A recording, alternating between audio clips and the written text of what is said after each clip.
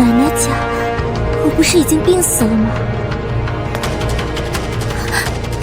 ？1990年10月2日，90年，我真的重生了，重生到了我被堂弟推倒磕到头的那一天。可为什么会是10月2日？为什么就不能早几天？这样就能改变爸爸遭遇车祸的命运。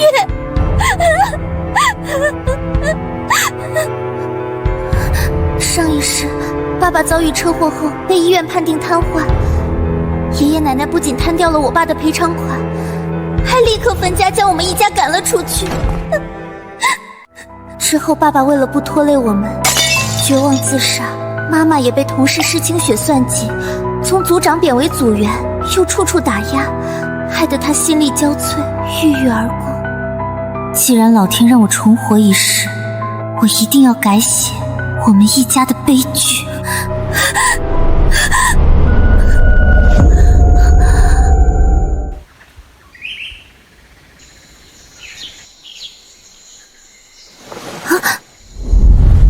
这是哪里？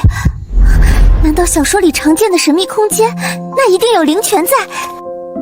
太好了，爸爸的腿有救了。这是空间的介绍和使用方法。芥子空间跟灵魂绑定，目前只是初始阶段，灵液是1年份的，效果很弱。想要更高年份的，就必须需要收集玉石、谷物，让空间进化。看来现在还没办法彻底治好瘫痪，不过有空间内，这一天不会等太久的。时间不早了，妈妈应该快回来了，她又要去求爷爷奶奶带爸爸去省城看病。可是他们根本没想过给爸爸治病，他们只是在观望，一旦确定了爸爸的病情，他们就会迫不及待地分家。分吧，看这一世会是谁后悔。2层小楼，6个房间，靠我爸工资建的这么大的院子，却偏偏没有我们一家的容身之地。真是从根子上烂透了，一群白眼狼。哟，还知道死出来呢，还不快去干活？杵在这儿干嘛？这么大的丫头了，谁家像你一样，一天到晚躲在屋里偷懒儿？奶奶，今天我被学才推下台阶，晕了很久，刚刚才醒，所以我没多懒。要是咱们老曹家真有懒鬼，那您可得查清楚了，该打就打，该骂就骂，咱们老曹家可不行懒鬼。妈，上一世也是这样，妈妈跪下来求他们，妈，你帮帮德明好吗？帮帮他吧，他还那么年轻，不能下半辈子就这么躺在床上啊！他可是你亲儿子啊，妈！哭，就知道哭！你哭死了，老二就能好吗？我看老二就是被你这个丧门星克的，别人回来都没事，就他倒霉被车撞。家里这么多口人吃饭不要钱啊？哪样不要花钱？我今天就把话撂这儿，老二的腿家里1分钱都没有，你想治自己拿钱想办法，别整天哭哭唧唧的，丧气！这个家的福气都快让你哭没了。还想去省城？你也不看看你们配吗？省城那是你能去的地方，我看你就是不想这个家好。你个丧良心的死张父，烂了心肝的狗东西！没用的，妈，这个人比奶奶更冷血。老二媳妇儿，既然回来了，就坐下吃个饭，再去医院看看老二吧。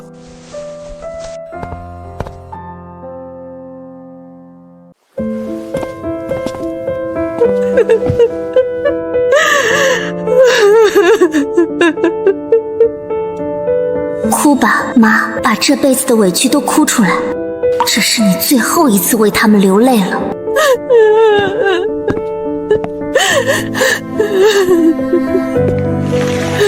妈，擦擦脸。这么多年，我和你爸没日没夜的干，挣的钱大都交给了你爷奶，总想着是一家人。可你爷奶是怎么对我们的？你二叔二婶又是怎么对我们的？他们有把我们当过一家人吗？到头来，你爸躺在病床上，他们竟没一个人伸出援手。雅雅，妈真后悔呀！这么多年，竟是养了一大家子白眼狼，我都给你奶跪下了，连一个子儿也没要到，这还是亲爹亲妈吗？妈，如果能回到过去，奶奶还让你和我爸把工资都上交，你还干吗？那肯定不能。那如果爷奶，特别是奶奶来闹呢，你能受得了吗？放心，雅雅，妈这回是彻底看清他们了，再不会被他们哄骗了去。再说，就我们家现在这样，还有什么值得他们骗的？妈，我接下来说的话对咱家很重要，关系到爸的腿还有没有希望，你得冷静。现在爸倒下了，家里全指望你呢。我做了个梦，梦到他们接下来想把爸的工作名额卖了，还了钱给大伯家的儿子娶媳妇。他们敢？妈，冷静，生气解决不了问题。雅雅，那你说我们该怎么办呢？我们该怎么办呢？就咱们两个，那一大家子那么多人，做什么都以卵击石。咱们首先得保护好自己，再做其他。妈，明天一早我们就去爸的药厂，把厂里该给的钱都拿到手。好，妈听你的。上辈子我们沉浸在悲伤里，被爷奶算计，赔偿款都被他们占了。这一次，该属于我们的，一分都别想拿。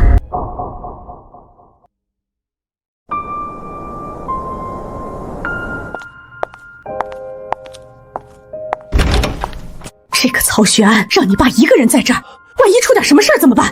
丹琴、雅雅，你们怎么这么早就来了？爸，我们给你带了早饭。对不起，爸，如果我能早回来几天，或许就能阻止这场悲剧，可我做不到。谢谢女儿。爸，有些事妈怕你担心，一直瞒着你，但我觉得你必须知道真相。雅雅，别说了，让你爸安心养病。妈，就是因为一直瞒着，我们家才会被人欺负到骨子里。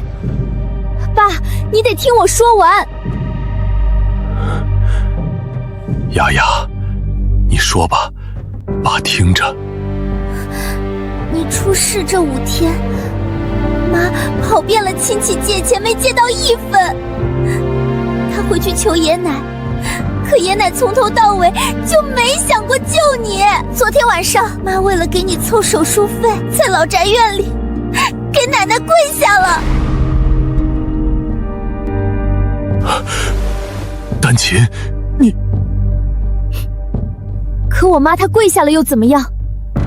大伯一家就在旁边看笑话，奶奶指着妈的鼻子骂，说我们家是累赘。爸的房子我是不会留给你的，说1分钱都不会给，说1分钱都不会给。别说了，雅雅，求你了，别说了。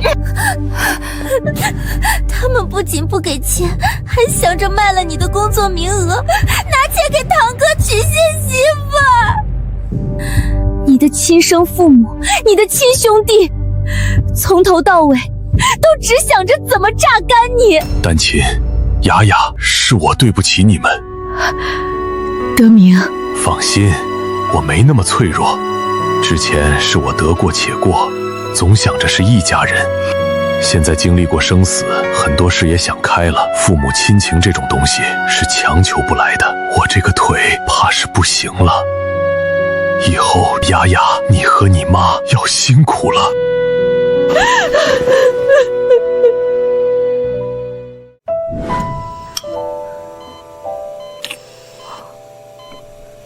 爸，爷奶那边的事儿你别再想了，现在最要紧的是养好身体。是我糊涂了半辈子，苦了你和你妈了。德明，都过去了，只要我们一家人在一起，什么坎儿都能过。爸，我和妈今天就去药厂问问，厂里那边有没有赔偿。有件事儿我想跟你们说，我打算今天就去一趟药厂。去吧，这个家以后都要要靠你们了，该我们得的一分都不能少。雅雅，我一见到领导就嘴笨，万一说不好怎么办？妈，你别怕，你就把家里的情况照实说。你是长辈，你来说最合适。我就在你旁边，你忘了词，我提醒你。同志，你们找谁？叔叔您好，我们是研发部曹德明师傅的家属，想来找工会的黄主席。哦，是曹师傅家属啊，黄主席交代过，你们来了直接去他办公室就行，3楼左转第1间。请进。你们是曹德明同志的家属吧？快请坐。黄主席您好，给您添麻烦了，我是曹德明的爱人，这是他闺女。别紧张，你们今天不来，我也正准备下午去家里探望曹德明同志。他在下班途中出了这么大的事儿，于公于私，我们药厂都不可能不管。上一世，黄主席肯定也去过，钱和消息都被爷奶他们拦下了。主席，我们实在是没有办法了，才来麻烦您的。德明他还在医院里躺着，让您见笑了。实在是这几天，一看到您这儿能给我们做主的领导，这委屈一下子就忍不住了。我理解，有什么困难你慢慢说。曹德明是我们厂优秀的技术员，厂里就是你们的后盾。主席，您不知道，德明他工作这么多年，工资1分钱没留，全都上交给他爸妈了。现在他腿断了，我们想带他去省城看病，跟他爸妈要钱，我给婆婆跪下了，他们都不给，还骂我们是累赘。黄主席，我爸的伤不能再拖了，医生说再不转去省城治疗，这条腿就真的废了。我明白了，你们的意思是需要厂里尽快落实工伤补偿，用于曹德明同志的治疗，而且这笔钱必须直接交到你们手上。是，主席，求您帮帮我们吧。曹德明同志的事，我一个人记不下来，你们在我办公室稍等片刻。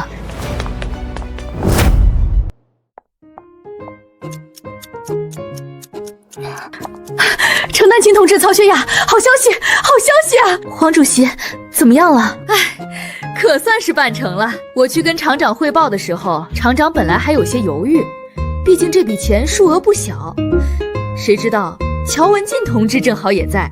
乔文进同志啊，是咱们厂长的大外甥，也是研发部的骨干。他跟曹德明同志在一个项目组待过，他开口说了几句，厂长立马就批了。条子已经开到财务部了，你们随时可以去领钱。真的吗？太好了！乔文进上一世父亲葬礼也是他办的。这次啊，厂里考虑曹德明同志为新药开发做出的巨大贡献，加上是在下班途中出的意外，所以批下来的钱不少，足3万块钱。3万，这么多！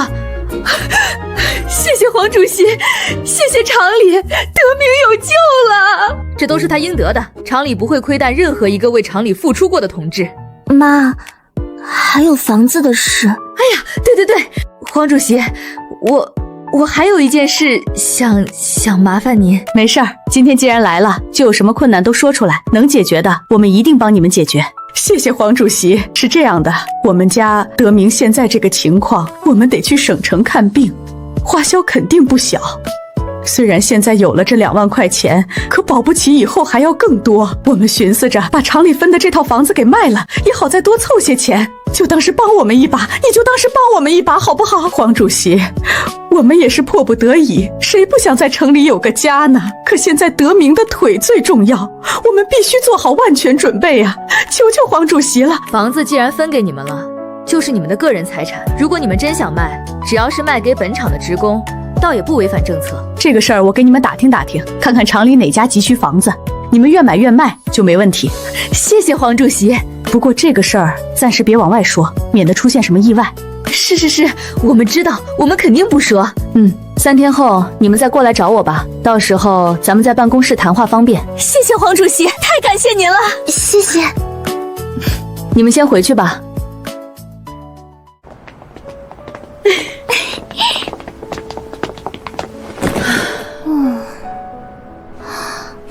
有了这笔钱，我可以做任何事。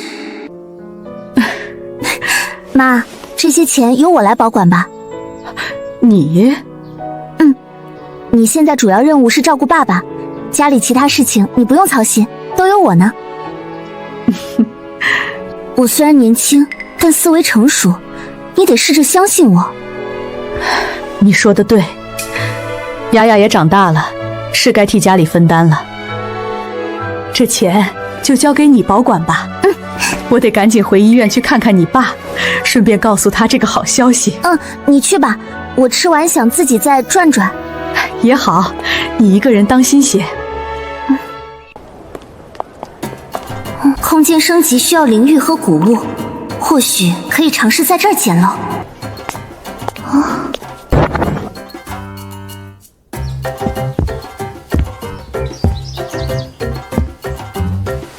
这些大件的，现在肯定买不起。还是先看看这些小东西吧，也不知道空间升级到底需要什么样的灵玉和谷物。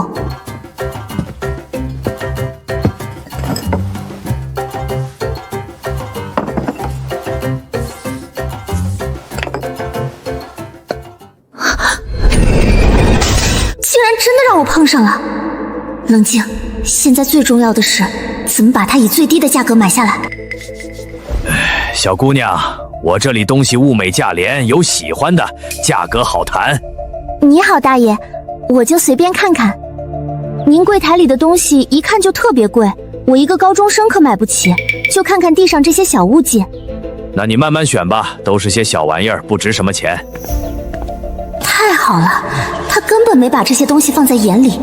今天这小碗，我肯定能低价带走。大爷，我挺喜欢这几件小玩意儿的，您看能不能给我便宜点？这3件你给10块钱就行了。10块钱？大爷，这太多了，10块钱都快是我1个月的零花钱了。您看，我真心喜欢这几样，能不能再便宜些？那就8块吧，这可不能再少了，再便宜我真要亏本了。那好吧，就8块钱。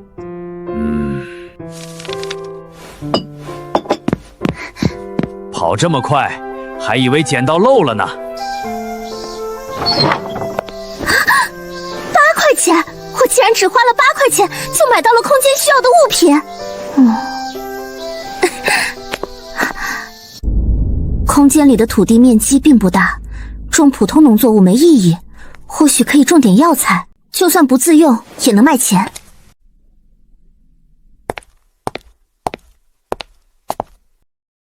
你好，我想买些人参、当归的中药种子。没问题。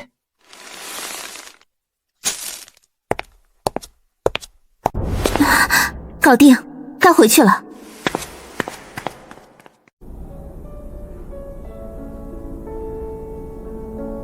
钱的事告诉我爸了吗？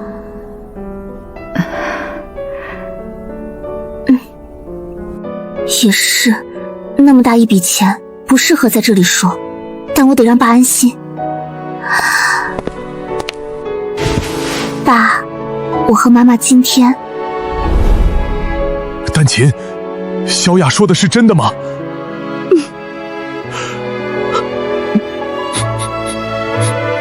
雅雅，你真的长大了，爸爸真为你骄傲。爸妈，今天药厂的事，你们千万不能告诉任何人，包括爷爷奶奶。你放心，道理我懂，我是绝不会乱说的。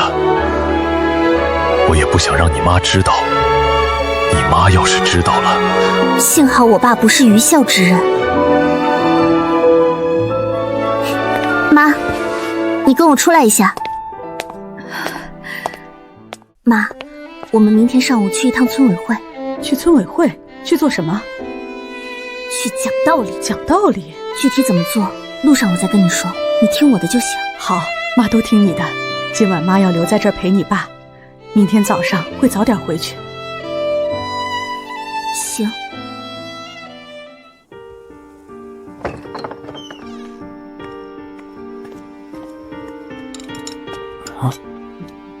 这个家能有今天的好日子，全是我爸辛苦挣来的血汗钱。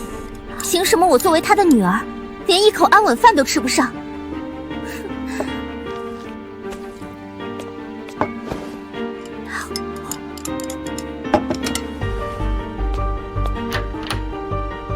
？3万多块，还还有能让空间升级的宝贝，这次可赚大发啦！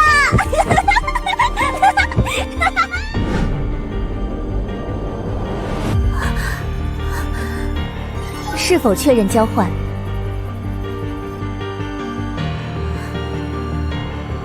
是。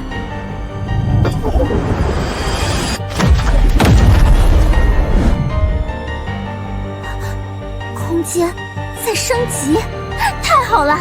真期待升级后会是什么样子。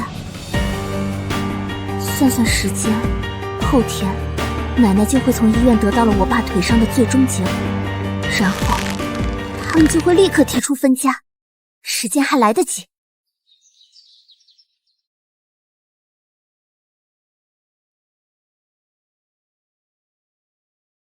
雅雅，你怎么来这么早？来陪你们吃早饭。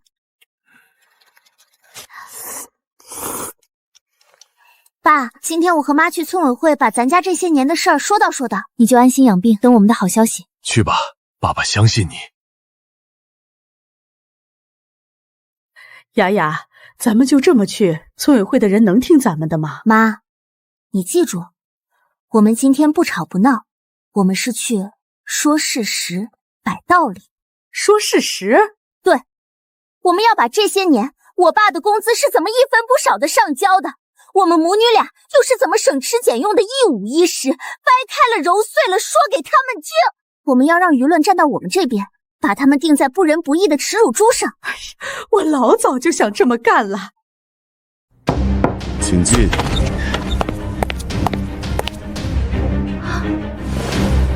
程丹琴，你们娘俩一大早过来村委会是有什么事吗？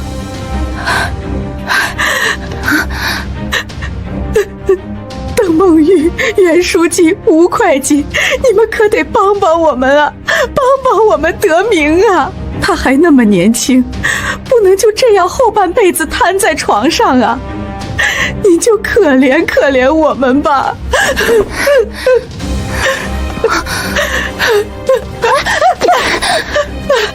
哎呀，丹琴，这是干什么？快起来，有什么事儿好好说。丹琴，有话好好说，究竟出了什么事儿？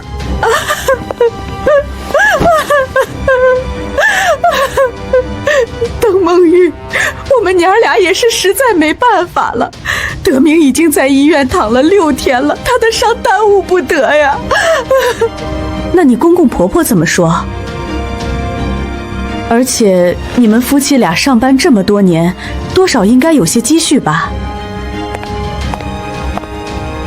这么多年，我和德明2人的工资，除了每月留下的20块钱零花钱，其他所有的全部如数上交给了公公婆婆。我们2人手里实在没存下什么积蓄呀。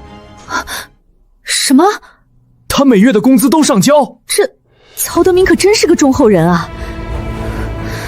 唉，好人没好报啊。现在德明在医院病情怎样了？德明目前在县医院，车祸时伤到了双腿，暂时双腿没有知觉。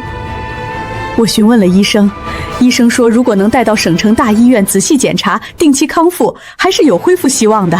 那曹德明爸妈怎么说？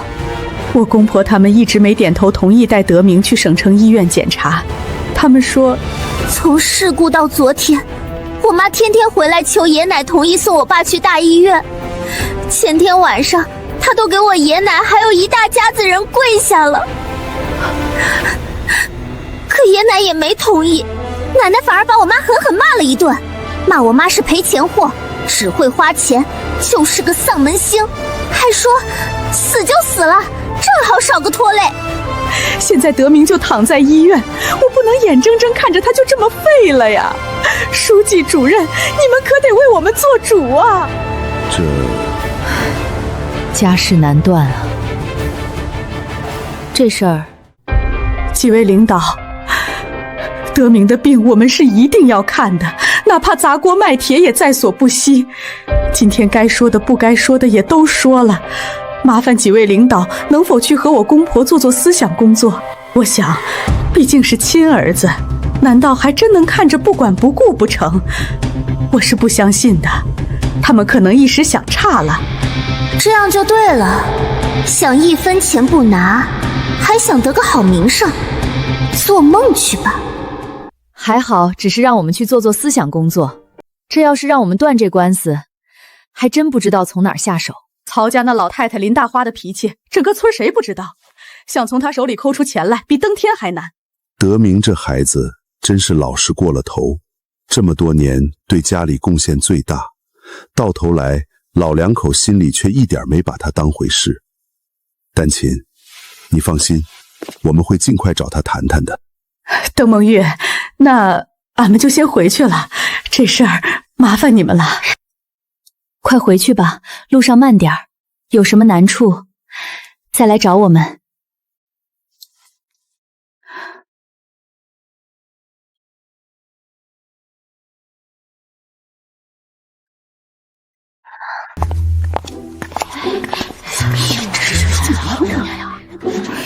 哎，那不是老曹家儿媳妇吗？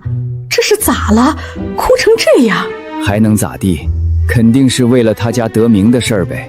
听说伤得不轻，曹家那老两口子可抠门着呢。邓梦月，刚才丹琴嫂子来是……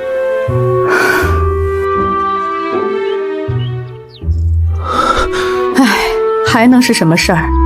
德明双腿都快废了，医生说得去省城看，可家里不给拿钱啊。可怜丹琴，刚刚都跪下求我们了。这也太过分了吧！虎毒尚且不食子啊！妈，你跟我说句实话，这些年和我爸手里到底攒了多少私房钱？哪有什么私房钱？你爸工资高，可绝大部分都上交了。现在我俩手上就只有700多块钱。妈，你别这样。都怪我怎么就这么傻？这么多年光想着孝顺公婆，一点没为你，没为这个小家多想想。妈，现在说这些没用了，吃我爸妈的，喝我爸妈的。现在我爸出事了，就想一脚踹开，天底下没这么便宜的事儿。妈，我再问你，要是爷奶真要把咱们分出来，你有没有什么特别想要的东西？现在妈什么都不想，就想把你爸的腿治好。他们只要能多分点钱给我们就行了。雅雅，妈下午得回厂里上班了，现在你爸躺着，这份工作可不能再丢了。下午你没事儿就去医院陪陪你爸，妈下班直接过去，晚上还是我陪床。妈，我心疼你，上辈子妈你操劳过度，出了生产事故，从小组长被降成了普通女工。不过也好，这份破工作不干也罢。妈，要是太累，身体吃不消，就请假。爸已经倒下了，你可不能再出事。妈，你别忘了，咱们还有药厂那边的3万多块钱呢，还有爸单位分的房子。咱不缺钱，你千万别忧心过度，熬坏了身子。雅雅，妈知道了，放心，妈有数。雅雅，你都高3了，落下这么多课不行。明天就回学校上学去吧，医院有妈呢。明年就高考了，我和你爸可就指望你了。妈，你放心吧，学习的事儿我心里有数。好，那妈就不操心了。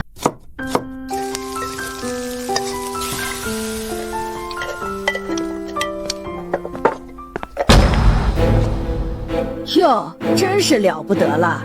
现在这饭都不是给一家人吃的了，有些人呐，就是养不熟的白眼狼，忘了自己是靠谁才有的今天。雅雅，快来吃饭，吃完妈要去给你爸送饭，然后去上班。知道了。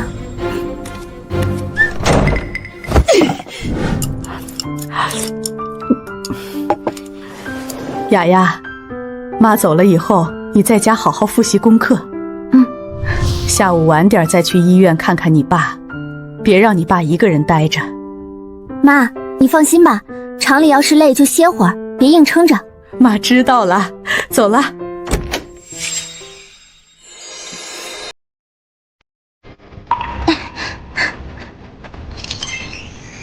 果然，那一件古物只够把灵乳升到3年的，距离空间升级还差得远。不过，也算的是个好的开始了。上一世就是因为家里这些破事，我分了心，最后高考失利，一辈子都活在悔恨里。这一世，我不仅要让爸妈过上好日子，我自己的人生也绝不能再留下任何遗憾。雅雅来了，爸，喝点水吧。爸就是这样，怕麻烦别人，连水都尽量少喝，就是为了少上厕所。爸，你放心，我一定会让你重新站起来。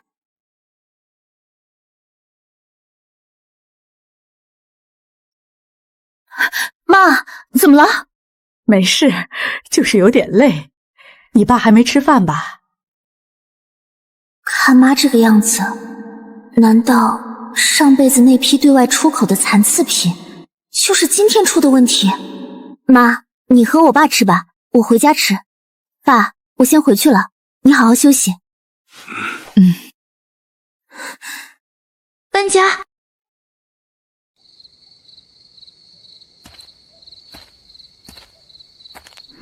雪雅，你等等阿姨！原来是他，是清雪。上一世就是你，让我妈吃尽了苦头。雪雅，等等阿姨。是阿姨啊，有什么事吗？我还要赶回去吃晚饭呢。雪雅，阿姨知道你爸的事情了。哎，出了这事儿可怎么办是好？你放心，有什么需要帮助的，尽管来找阿姨。阿姨能帮上的，那是绝不含糊。看他这副表情，肯定是想说妈工作上的事。他没说，我也懒得问，看他怎么演。雪雅啊，有些事你还是知道的好。我和你妈是一个组的，今天可能是你妈忧心你爸的伤势，导致工作安排时出了比较大的失误。厂里领导严厉批评了我，并暂停了我小组长的工作。啊，还有这种事？可不是嘛，因为这个失误当时是阿姨发现的。你知道阿姨这么多年和你妈在个厂里上班，得到了你妈很多报顾。阿姨希望你回去和你妈好好商量一下，继续待在我这组，这样我作为组长对你妈也能更好的照顾。果然，上一世也是这样。这女人嘴上说着照顾，结果扭头便开始打压羞辱我妈妈，一切只因为我妈妈更强。是阿姨，您说的我会跟妈妈提的。我也觉得去你那组最好，一定会得到您的照顾。毕竟我妈照顾了您那么多年，我家如今遇到这种情况，相信阿姨您一定能好好关照我妈的，不然岂不是狼心狗肺、忘恩负义？那还是个人吗？雪雅，你真是个好孩子。你呀，好好读书，以后你爸妈可就靠你了，不像我家陈倩，哪哪都不如你。陈倩，哼，真是有其母必有其女。上一世，她也是踩着我的尸体上位。是阿姨，天色不早了，我得赶紧回去了。哎，好好好，你快回去吧，阿姨也回去了。陈倩，上一世你成绩平平，却能超常发挥，考上省城本科，而我一个原本成绩优异的人，却连大专都没上。这中间难道真如后来新闻报道那样，有人高考名额被人顶替？上一世我浑浑噩噩，没有深究，现在回想起来看，陈倩当年对我无微不至的关心，助理打探我的学识和家世，显得十分蹊跷。这辈子我绝不会再任人摆布，所有魑魅魍魉都该显出原形，得到报应。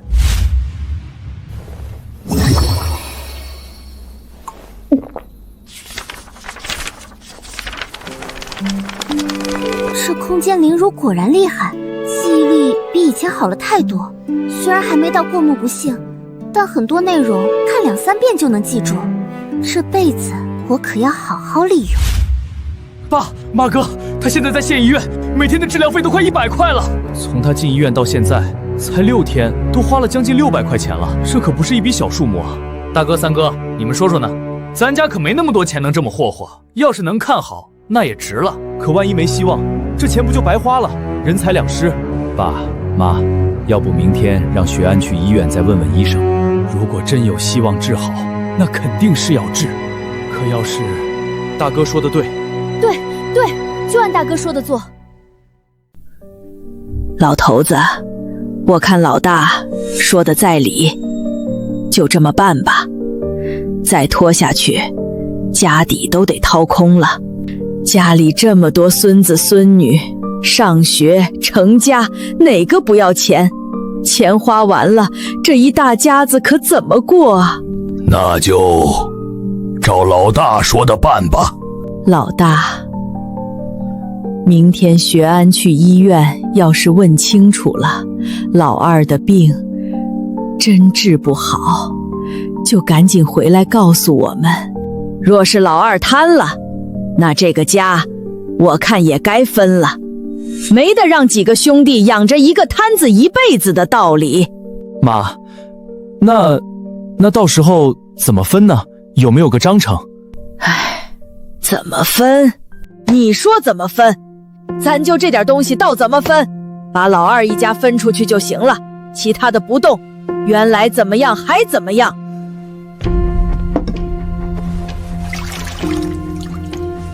当家的，你说，妈真要把老二一家分出去，那到时候这个家能按她说的那么分吗？要是老二没出事多好，他们两口子上班挣钱，家里日子过得多舒坦。现在，也只能先把这个累赘甩掉了。人不为己，天诛地灭，怪就怪他们两口子倒霉。发什么愣呢？我问你话呢，到时候到底怎么分啊？你也该为你自己想想了，别再让爸妈为你操心了。一切看爸妈吧，由他们做主。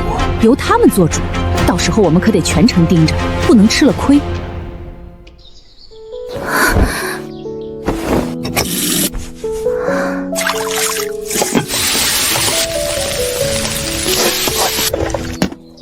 雅雅，这么早就过来了，累不累啊？爸，不累。你们俩昨晚睡得好吗？睡得挺好的，你快把东西放下。哎呀，还给我们带了早饭，辛苦你了，雅雅。我们快吃吧。爸，您躺下再休息会儿，我送妈去楼下。好，雅雅，你也别太累了，我知道你要回学校上课，家里这边你别担心。是啊，你爸这边有我呢，你安心上学。那我明天就回学校了。爸妈，你们放心，我会安排好。妈，我跟你说个事儿，昨天我遇见施清雪了，她让我劝你加入她那组，你怎么想？雅雅，其实昨天也有另外2个组的组长盛情邀请我去他们那组，但我想着施清雪那边的人都熟，而且这么多年我对她也挺照顾的。现在她做了组长，我去了她那组，她怎么着也得看顾我一些，所以我原本是打算留在她那组的。雅雅，你觉得妈妈应该待在哪儿组？妈，我告诉你，这个女人她对我们家或者说对你有很深的恶意，你去了她那组是绝不会有好结果，她会先恶意针对你，打压你，最后甚至会逼你从这一场离职，她根本不想看到你再翻身。妈，你得相信我，这个女人她对你对我们家可能是嫉妒，也可能是见不得我们好，她竟然能隐瞒自己的恶意这么多年，可见她是个心思深沉的女人。以后她说的任何话，做的任何承诺都不要轻易答应，一定要回来我们娘俩商议后再做决定。施清雪她会这样？真的。雅雅，听你这么一说，我们突然想起来了，我明明记得自己是按照图纸安排下去的，但后来巡视的时候，却发现和之前安排的不一样，因为发生了不止一次。我也曾怀疑是不是自己安排有误，但现在想来，这应该就是施清雪在搞鬼。原来那么早，这个女人就在找机会陷害我。你和她这么多年相处下来，有哪里得罪过她吗？这么多年我对她颇多照顾，并没有发生任何不快和矛盾。但是妈，都这个时候了，还有什么不能说的？有什么你还是告诉我吧，这么瞒着不是个事儿。其实也不是瞒着你，也不是多大的事儿，就是年轻的时候，你奶安排了你爸和我相亲，但同时也安排了和施清雪。谁知道我和你爸第一次相亲就成了，后来压根就没去见他。我也不知道是不是因为这事儿，他就怀恨在心了。真是迟钝的女人，竟然把情敌放在眼皮子底下这么多年。你那什么眼神？难道施清雪就因为这8字都没一使的相亲恨上了我？施清雪一定是因年轻时没与爸爸相亲而怨恨上了你。一个女人的嫉妒心是很可怕的，特别是已经持续了这么多年，你一定要小心，千万要对她保持戒心，不能放松警惕。我都已经知道她的为人和所作所为了，难道还能像原来一样吗？你妈又不傻。希望妈这次真的能听进去，别再吃亏了。医生，我二叔的腿经过治疗，到底能不能完全恢复？就是以后能跟正常人一样走路吗？小伙子，恢复情况因人而异，我们只能说尽力而为。但要说完全恢复如初，这个我们无法给出100%的保证。也就是说治不好了？看来就是他告诉爷爷奶奶我爸治不好的消息，恐怕接下来他们就要急着分家了吧？雪爱怎么样了？医生怎么说？奶、爷、爸妈、三叔，我问医生了，医生说二叔的腿治不好了，以后恐怕都不能和正常人一样了。真治不好了？那就按昨晚说的办吧。行，爸，我们这就去。老大、老二、老三，你们去村委办公室一趟，把村干部请过来。今天咱们把分家的事儿彻底定下来。哦，你们俩回来了，回来的正好。既然都在，就别走了。下午家里有事儿，你们还是在家待着吧。曹大哥、曹大嫂，您找我们来有什么事儿啊？几位领导，今天请你们来，是想让干部们做个见证。我们老曹家今天要分家。是的，是要分家。曹德明刚住院，这父母兄弟就急着分家，真是让人寒心。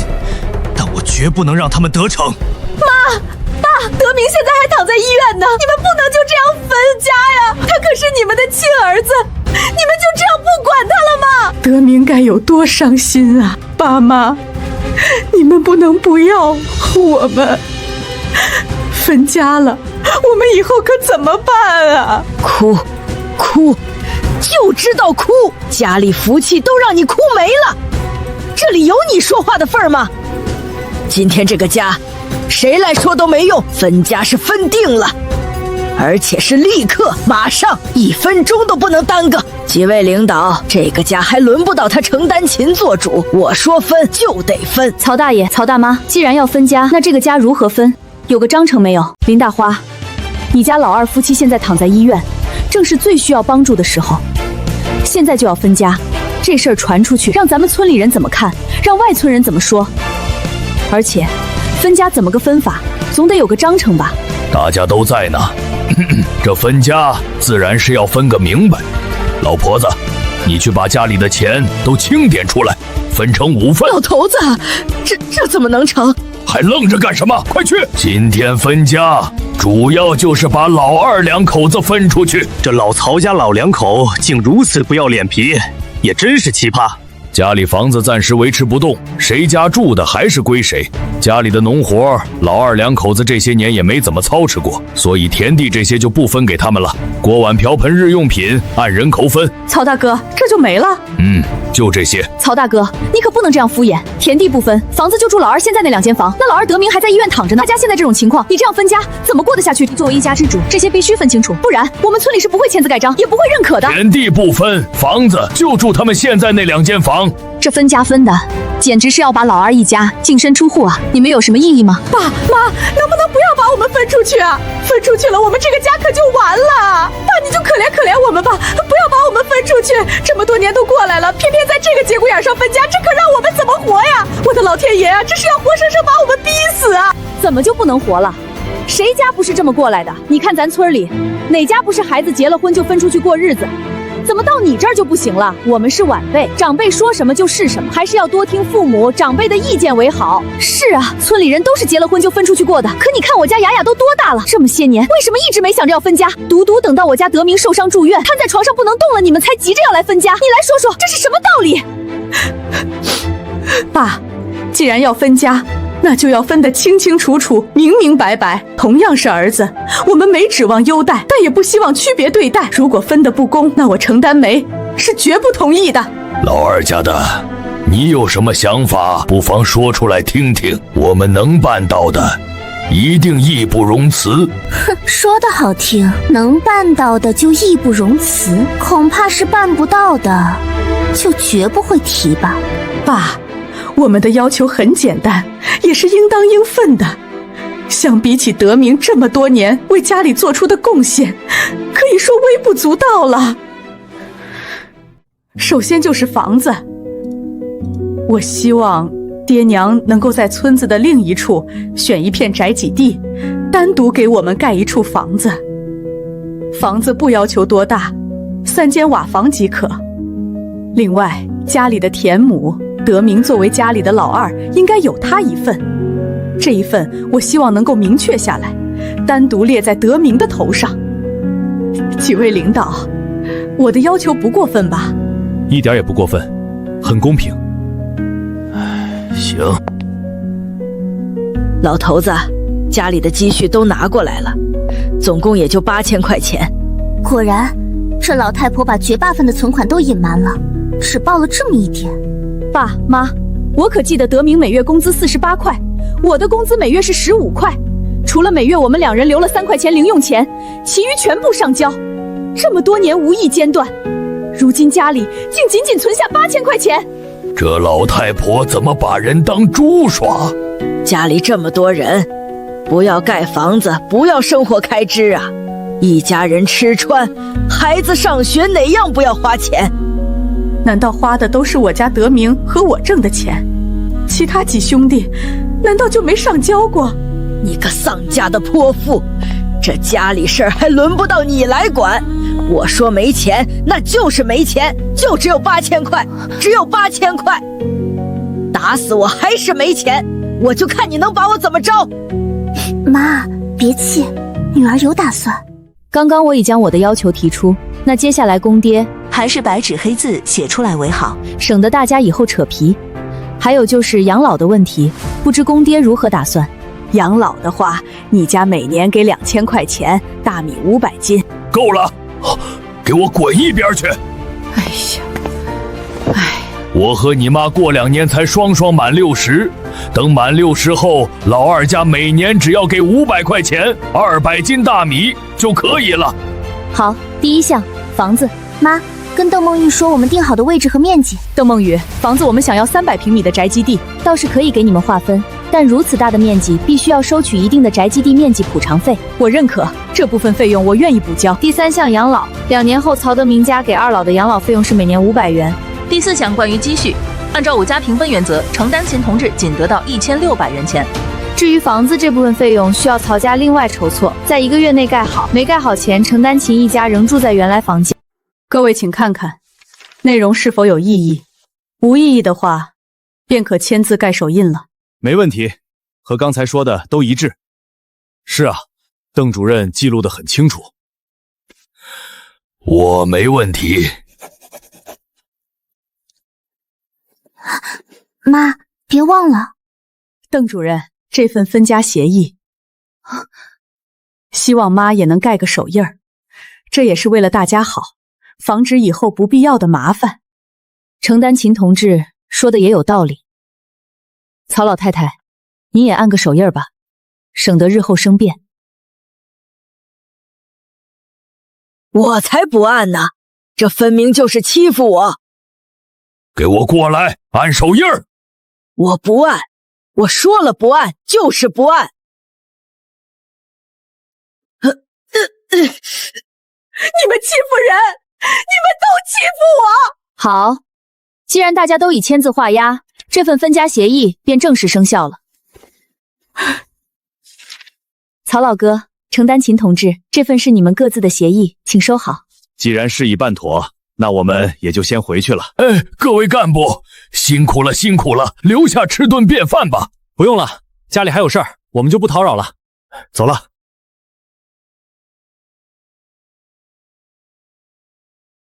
哟，这不是分了家的大小姐们吗？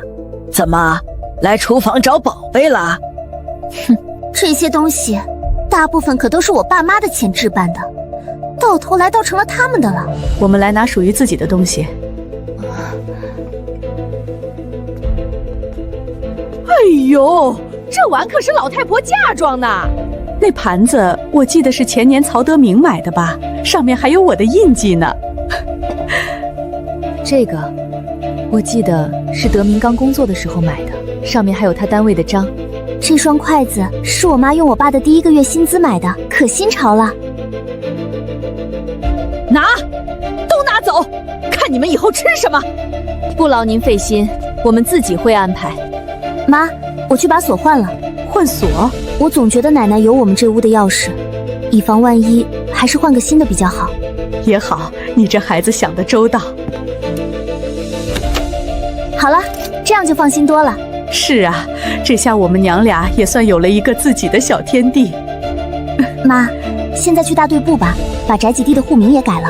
对，这事儿差点忘了。走，我们现在就去。哎，程丹琴同志，雪雅，你们怎么又来了？是分家协议，还有什么疑问吗？邓主任，不是协议的事儿，我们想把宅基地的户名改成德明的名字。宅基地的户名现在就改。邓主任，我们想着趁现在还没那么多人重视房产户名的事儿，赶紧办了。以后要是大家都重视起来，扩建个300平什么的可就难了。你这小姑娘倒是看得长远。行，既然你们提出来了，那我帮你们办。不过，扩建的部分是要补交费用的。我明白，这部分费用我来补交。好，那宅基地的名字就改到曹德明同志名下。另外，你们家的6亩田地也要单独划分出来，改到曹德明同志名下吗？是的，邓主任，麻烦您了。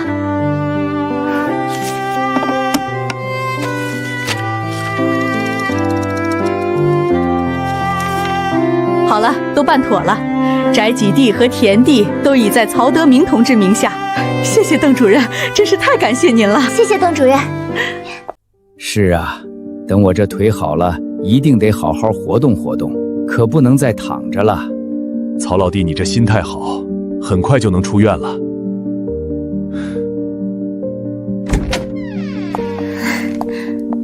丹琴、雅雅，你们怎么来了？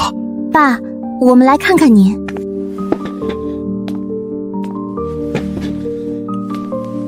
爸，今天分家了，我把情况跟您说说。就只分了1600块？是啊，奶奶说家里只剩下8000块钱，按5家平分就只有这些。原来我为这个家做的，在他们眼里根本不值一提。好，我知道了，从今以后我就为你们娘俩活了。养老钱我会给，但除了这个家那个家，我不会再多管1分钱1分事。德明，你能这么想，我就放心了。我们一家3口以后好好过日子。妈，你陪爸说会儿话，我出去买晚饭，他这心里肯定不好受，你多开导开导他。好，你去吧，饿了就赶紧回来。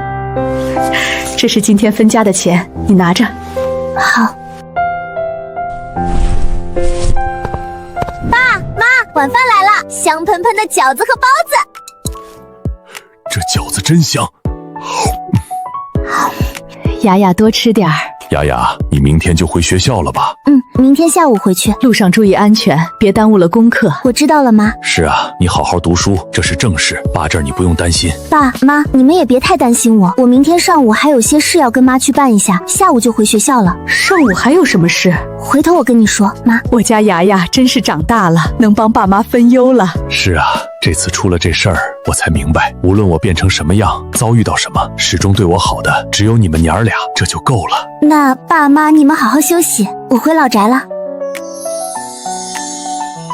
爸妈，早餐来了。雅雅，你来了。雅雅，怎么来这么早？我这不是惦记着你们吗？快趁热吃。德明，我跟雅雅去办点事儿，你先在这里，护士会照顾你的。去吧，别担心我。请进。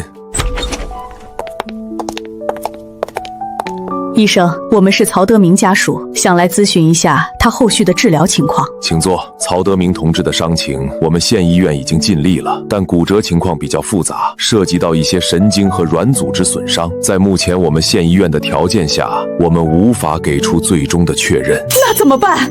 我建议最好尽快带病人去省城的大医院做进一步检查，那里设备更先进，专家经验也更丰富，能更准确地评估伤情，制定后续的治疗方案，避免耽误了最佳治疗时机，造成终生遗憾。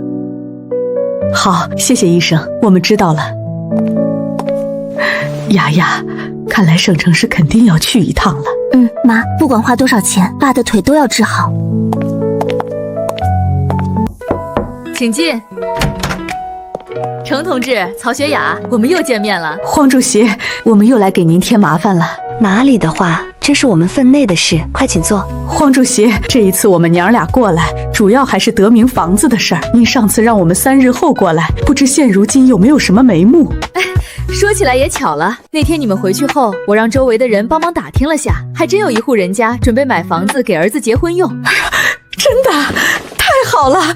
黄主席，您看能不能让这一家人过来，我跟他当面谈一谈。黄主席，你也知道我们现在着急用钱，过几日就准备带德明去省城人民医院。如果房子能尽快脱手，哪怕价格稍低些，我们也愿意出售。我明白你们的心情，行，你们稍坐一下，我这就出去做下安排，把人请过来。你们好。王师傅您好，王大爷好。好了，你们坐下慢慢谈。王师傅，这事儿虽然是私事，但既然涉及咱们厂的房子，我这个工会主席也得帮着把把关。你们有什么问题都可以问我。黄主席客气了。是这样的，我呢想给我儿子买个房，他也在厂里上班，快结婚了。听说曹师傅那套房子要卖，户型位置我都打听过了，挺满意的。王师傅您看得上就好。价格。王师傅，您也知道我们家德明出了事，现在卖房子也是没办法，就是为了给他看病，所以价格您放心，我们不会狮子大开口，甚至可以微微让利。房子的价格绝对公开、透明、合理、优惠。我们商量好了，这套房子5万块钱。5万，这个价格确实很公道，比市面上同类型的房子要便宜不少。但是我这边目前手上的现金加上跟亲戚朋友凑凑，大概能有4万左右，4万左右还差1万块钱，缺口有点大，所以刚才一直在犹豫。王师傅，您也是厂里的老同志了，您看差的这1万，能不能和厂里申请一下预支工资？预支工资，这个我可以试试去申请，如果厂里能同意预支，那1万块钱就不是问题了。这件事我去找车间主任沟通一下，你们稍等一会儿。王师傅，你这事儿我跟车间主任那边沟通了一下，考虑到你们2家的实际情况，厂里决定特事特办，可以给你预支一部分工资。啊，真的？太谢谢黄主席了，那我就放心了。那真是太好了。既然这样，那咱们就定个时间把手续办了。你们看，3天后，也就是10号上午9点，咱们在市房产局门口集合，把所有的手续都办好，怎么样？没问题，没问题，太感谢了。好，那就这么定了。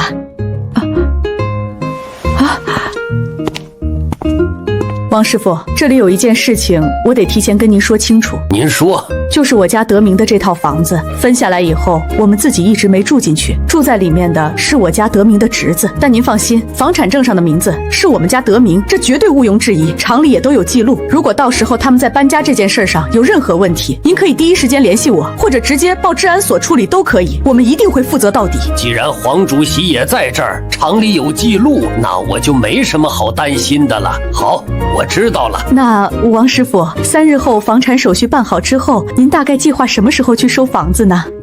给我2周左右时间吧，我这边也需要做些准备。好，2周左右，我们明白了。估计那家人现在还把房子当自己的呢，等他们被通知搬家的时候，不知道会有多精彩。这下好了，房子的事儿解决了，那接下来咱们就得赶紧安排你爸去省城医院的事儿了。对，妈，我也是这么想的。这次去省城，咱们可不能含糊，一定要找最好的医生做最详细的检查和复查，花多少钱都值。爸的腿必须治好。是，就是这个理儿。现在咱们有钱了，底气也足了。妈，我还有个想法，想跟你好好说说。你说什么想法？妈，你知道的，我明年就要高考了，我一定要考上省城那所最好的大学。那是，我家雅雅一定能考上。如果我去了省城上学，我就最担心爸的腿伤，还有您，我怕您一个人在这里，万一爷爷奶奶那边又有什么事，您一个人要面对那些亲戚，我也不放心。你这孩子想得真多。妈，我有一个很强烈的预感，无论是上大学还是未来的工作，我们一家3口都要生活在一起，不能分开。所以我有一个大胆的想法。什么想法？这次去省城医院检查，咱们不如顺便在省城买套房子吧，不用太大，位置也不用特别好，就当是我们在省城的一个落脚地。这样明年我上大学，您和爸也可以跟着我去省城一起生活，爸的腿在省城看病，定期检查也更方便。在省城买房？雅雅，省城的房价可高得很，咱们这5万块钱在省城能买到什么房子啊？而且你爸的腿后续治疗还不知道要花多少钱，咱们得留点钱以备不时之需啊。妈，您一定要相信我。自从我做了那些梦之后，我觉得自己像是脱胎换骨了似的，对很多事情都有一种冥冥之中的预感。所以这次去省城，我有一种强烈的直觉，此时不买，以后一定会后悔的。好，雅雅，妈相信你。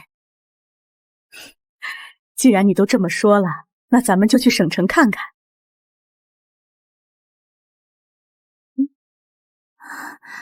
冬天快到了，得先买个炉子回去，不然屋里太冷了。妈，你先去上班吧，我待会儿直接回学校了。行，那你注意安全。大爷，我来翻找一下。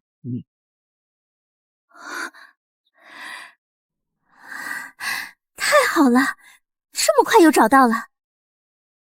空间需要这个东西。冷静，冷静下来。得先找到它到底是什么。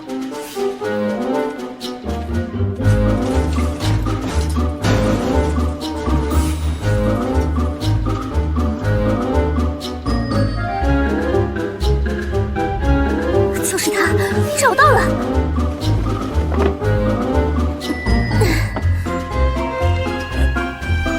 小姑娘，看上这把椅子了？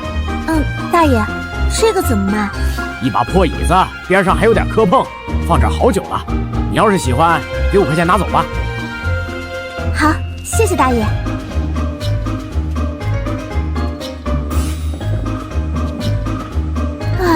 又要开始了，把东西收起来。好的，主人。搞定。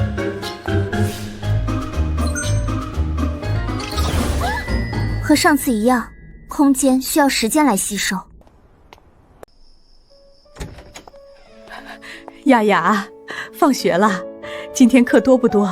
还行，妈，我放学先去买了点东西，所以过来的晚了点儿。买了就买了，你自己有数就行。不过落下好几天课了，得抓紧补上，可不能耽误了。我知道了，妈。哎呀，咱们家雅雅这么懂事，你就别太操心了。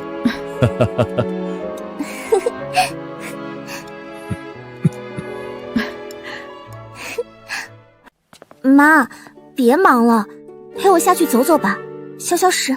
行，妈陪你走走。妈，你今天去厂里分组怎么样了？放心吧，妈听了你的，没去石清雪那组。那他什么反应？他当时那个失望的表情，现在厂里到处都是他传的闲话，说我不识好歹，给他脸不要脸。要说心里一点不难受是假的，毕竟这么多年，我拿她当亲姐妹，有什么好的都想着她。但要说多在意也没有，只是觉得自己真是瞎了眼。而且我总觉得这次你爸出事，跟他脱不了干系，心里不甘。妈，您别往心里去，这些闲言碎语不值当。咱们现在最重要的事是去省城给爸看腿，还有买房子的事。至于施清雪，她占了咱家这么多年的便宜，一朝得势就翻脸不认人，这笔账我记着呢。您能忍，我可忍不了，就让她再得意几天，等咱们从省城回来，再跟她好好算。这次的作文比赛非常重要，一定要打起12分精神。报告，刘老师，上一世明明我是班上的尖子生，他却一直对我不冷不热，现在看来他是很讨厌我，为什么？进来吧，回你自己的座位去，别影响大家。是，年级前20的我，座位居然被安排在第5排，陈静却坐在第4排，有问题，绝对有问题。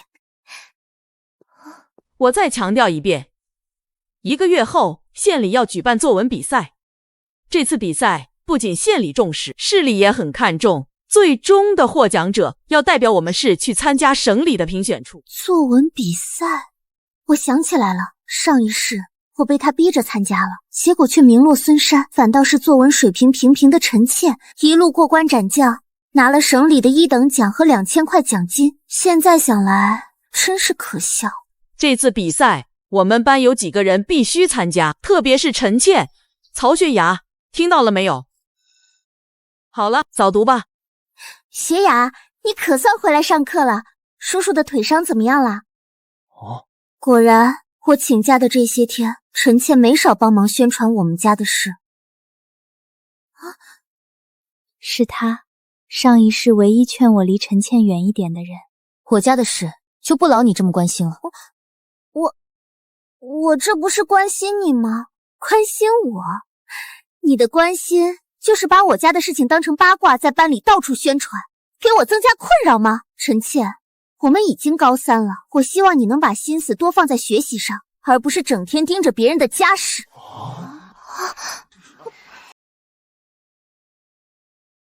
雪雅，我们可是一起长大的好朋友啊！你为什么要这么说我？我只是关心叔叔，这也错了吗？谢谢你的关心，我爸有我们自己家人关心就够了。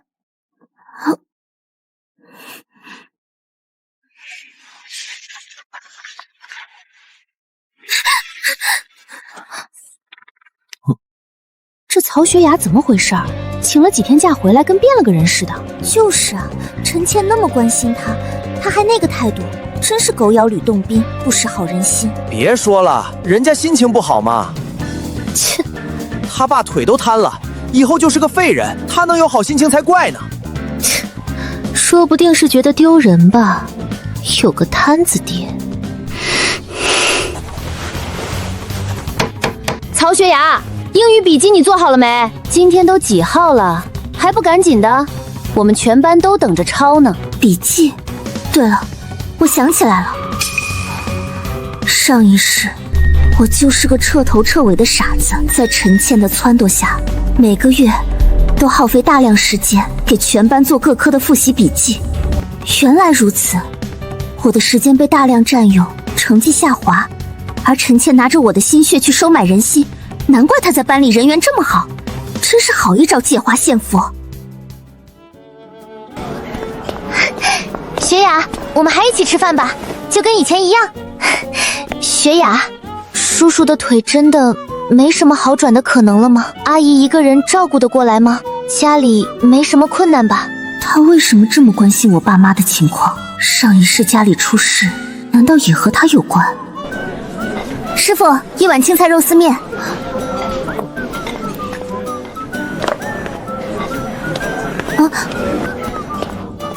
下一个，好嘞。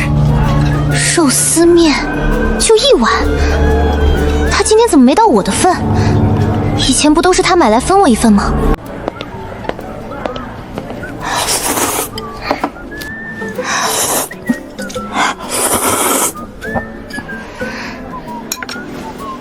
雪雅，我到底是哪里得罪你了？你为什么要这样对我？我怎样对你了？你以前不是这样的。那我以前是怎样的？你慢慢吃，我先回教室了。陈倩，你怎么了？眼睛都红了，是不是曹雪雅又欺负你了？没什么，你们别乱说。还说没什么？我们都看见了，他自己吃肉丝面就让你啃馒头，这也太过分了吧？不是的，大家不要误会他。雪雅他只是问我怎么就吃白菜和馒头，他没有看不起我的意思。你们也知道我家境不好，能吃饱我已经很知足了。不像雪雅，父母都是双职工，他爸爸更是高级技术研究人员。高级技术研究人员？呵呵，那都是老黄历了吧？瘫在床上的高级技术研究员吗？就是，有什么了不起的？不是的，曹雪雅同学的爸爸以前确实是很厉害的研究员。你也说了，那是以前，现在不就是个摊子吗？有什么好得意的？不就吃碗肉丝面，看他给狂的。陈倩，要我说，你就别这么委屈自己了。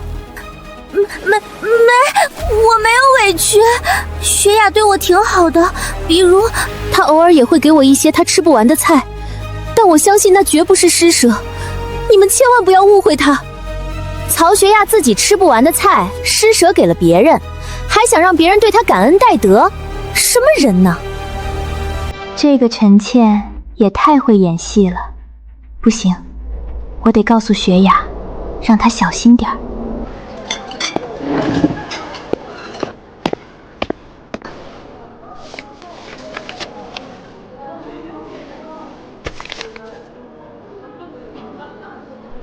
陈倩，又是这些上不了台面的小伎俩。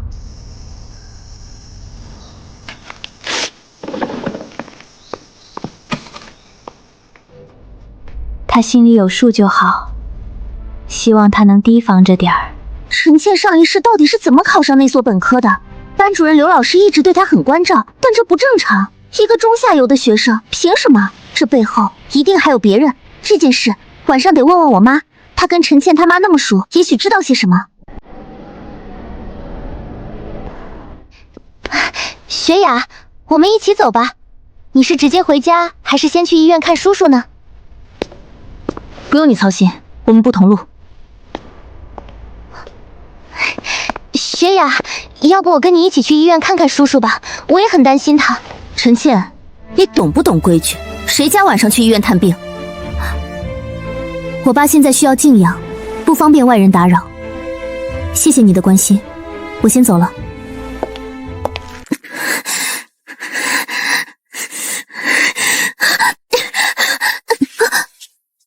学雅，上个月的各科笔记同学们都在催了，你看你什么时候能做完给我？没心情，再说吧。他这次回来为什么变化这么大？难道是发现了什么？不行，我不能让他脱离我的掌控，否则那个人……学雅来了，正好刚打好饭，趁热吃。爸妈，今天感觉怎么样？好多了，今天医生还夸我恢复得快呢。倒是你，在学校怎么样？复习跟得上吗？放心吧，都跟得上。老师讲的那些我基本都会，现在就是巩固。你们别操心我，照顾好自己就行。那就好，你自己心里有数就行，我们不给你压力。妈，今晚还是你陪床吗？那我先回老宅那边了。你回去早点休息，明天还要上课。德明，我送送女儿。去吧。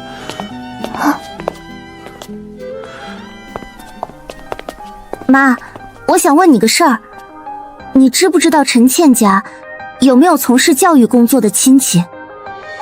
镇上、县里、市里的都行。陈倩家？你怎么突然问起这个？就是今天在学校偶然听人提了一嘴，有点好奇。你这么一说，我倒是想起来点事儿。什么事？好像是几年前了。施清雪，就是陈倩他妈，有次跟我炫耀，说他家有个亲戚好像进了教育局工作。教育局，果然是这样。上一世的谜团终于有线索了。不过也奇怪，他就那次得意洋洋地提了一嘴，后来就再也没听他说过这事儿了。妈，你仔细想想，他大概是什么时候跟你说的？感觉好像是你初3中考那年前后吧。初3？陈倩，你可真是个人才，这么早就开始布局，让你妈不要再声张，就是为了高考那一天吧？小小年纪，心机深沉到这个地步，真不简单。妈，那你知道这是他家什么亲戚吗？姓什么？住哪？这个我就不知道了。施清雪那个人你也知道，爱炫耀，但又藏着掖着，他就提了那么一次，我当时也没太在意，就没细问。不过我感觉好像不是什么特别亲近的亲戚，让人他不得天天挂嘴上。不是至亲。陈倩他爸家是咱们村的，亲戚关系都在明面上，首先排除，那就只可能是他妈妈施清雪那边的关系，堂亲或者表亲。妈，陈倩外婆家是哪里的？我记得好像是隔壁镇子。对，施清雪娘家就是隔壁广田镇的，离咱们这儿也就30来公里路，不算远。哦，对了，施清雪对她娘家可是贴补得紧，以前经常回去，有时候1个月一次，有时候半个月就回去一趟，每次都是大包小包的，频繁来往，大包小包，看来关系维持的不错。只要有来往，就不怕找不到。广田镇县教育局范围已经缩小很多了。好了妈，我知道了，你快上去吧，爸一个人在上面，晚上注意身体，别着凉。知道了，你路上也小心点儿。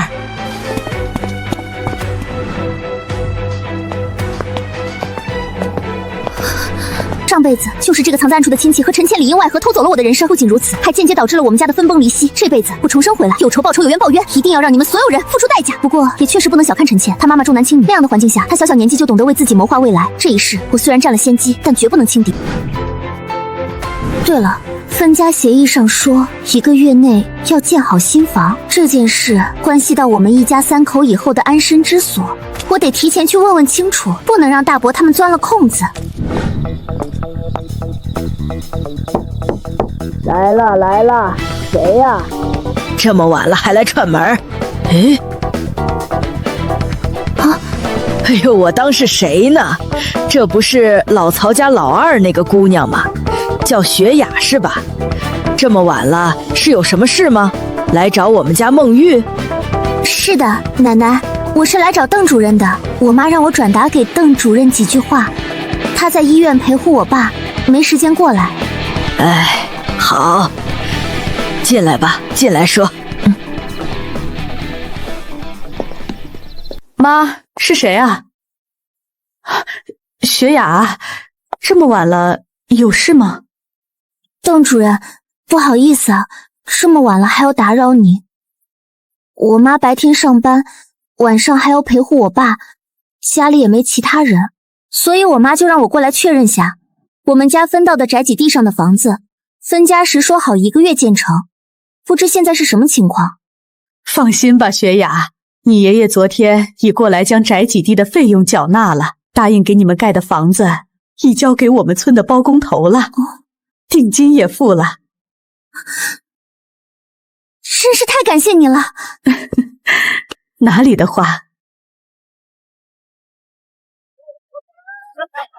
这大晚上的，不会是又憋着什么坏呢吧？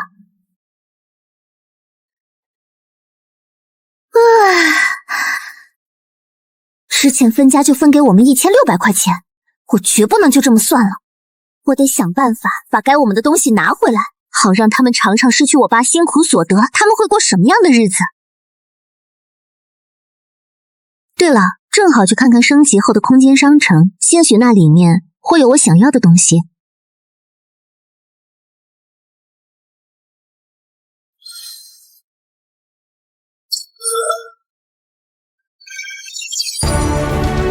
好东西，好东西，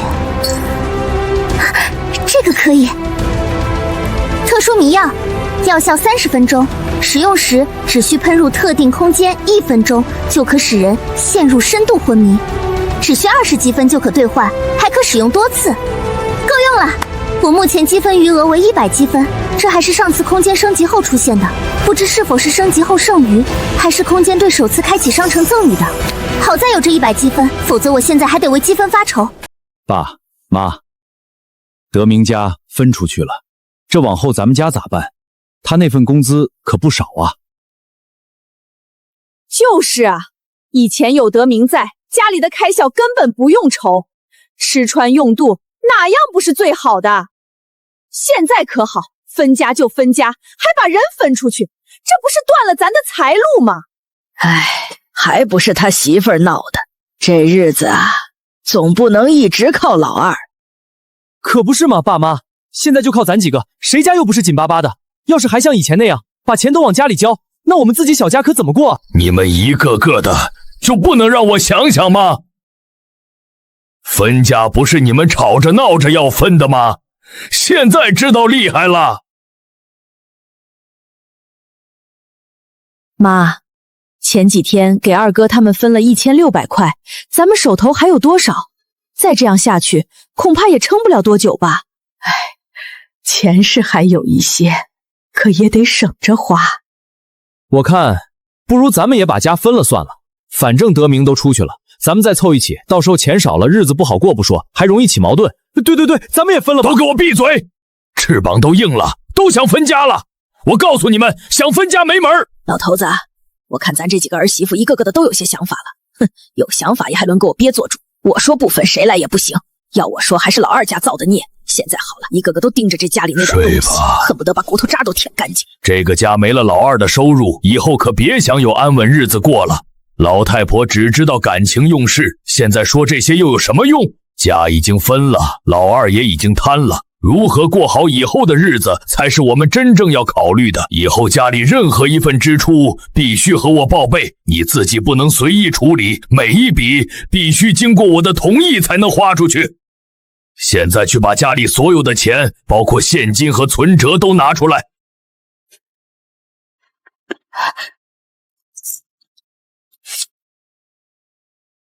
3万块在存折里，现金是20863块，一共50863。老头子，你……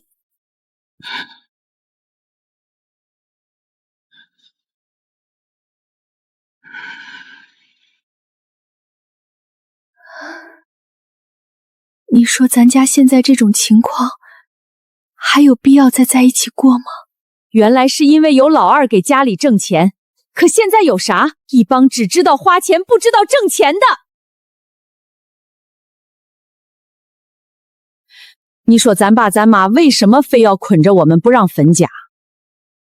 现在村里哪家有像我们这样的，一大家子住在一起，整天吵吵嚷嚷的，真是够闹心的。哼，而且各家孩子也都慢慢大了，住在一起着实不方便。而且如果咱们现在分家，除了能得之前分给老二的那1600块钱，咱爸妈手里一定还攒了不少积蓄，是不是可以多分些？你也知道，爸妈最疼的还是老四，哪怕老三也不错。你琢磨琢磨，以他们老两口对这两儿子的个宠爱程度，他们现在的积蓄以后不定花在谁身上呢？现在分，保不齐还能多分些。话是这么说，但你看爸妈的意思，特别是咱妈，明显是不愿意分家。如果此时我们两口子冒头，哪怕最后分了，我们也讨不到任何好处啊。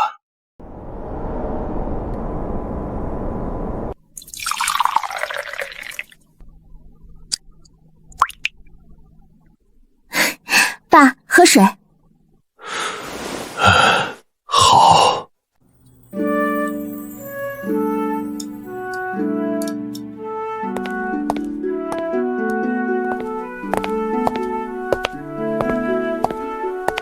德明、学雅，早饭来了，快趁热吃。这几天感觉身体恢复的特别快，连腿好像都有些力气了。说不定啊，我这腿还能好起来。真的吗？太好了！看来灵乳的效果确实显著，爸的心态也跟着好起来了。爸，你好好养着，一定会好起来的。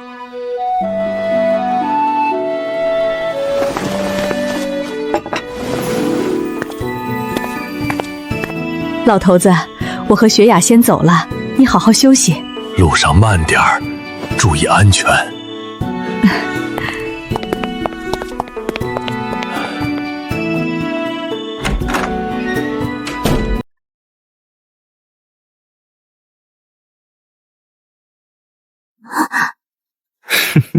生米恩，斗米仇，这话真是一点没错。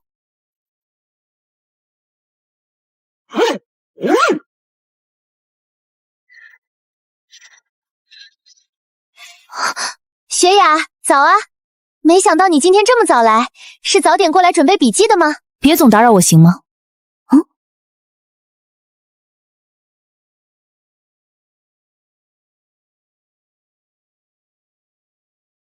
雪雅，你怎么这样？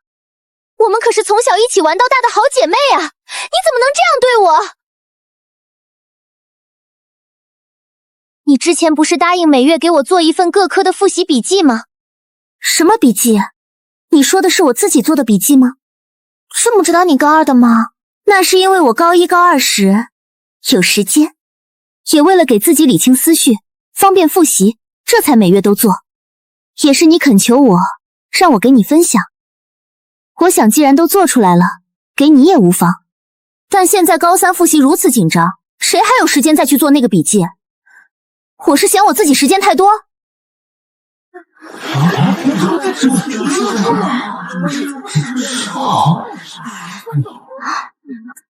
麻烦你，请不要一再问我要笔记好吗？我也是要复习的。而且我家出了那么大的事，并没有多余时间去做这些无谓的事。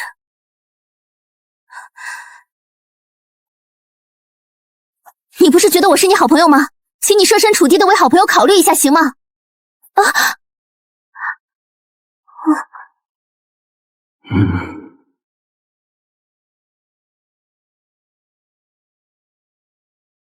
所以之前陈倩说曹雪雅特意给她准备的笔记其实是撒谎的，拿着人家给自己做的笔记出来卖好，陈倩心机也太深了吧。唉，看样子以后看不到曹雪雅的笔记了。能理解啊，这都高三了，而且曹雪雅家出了事儿，哪有时间弄什么笔记啊？就算没这么多事儿，就凭陈倩干的事儿，换我也不弄。曹雪雅，你原来并不是这么说的，是你说复习笔记是专门为我做的。你为什么要胡说八道？哼！你为什么做过的事不承认？你撒谎！他真的说过，他之前就是这么说的。你们要相信我。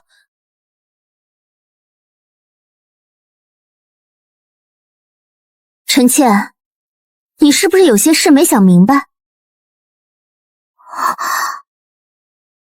我说我现在要复习，我家里出了事，没那么多时间再做笔记。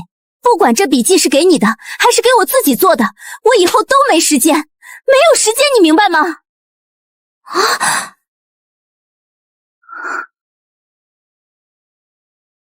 陈倩，别说了，大家都还要早读呢，这事以后再说吧，现在就不要打扰大家了。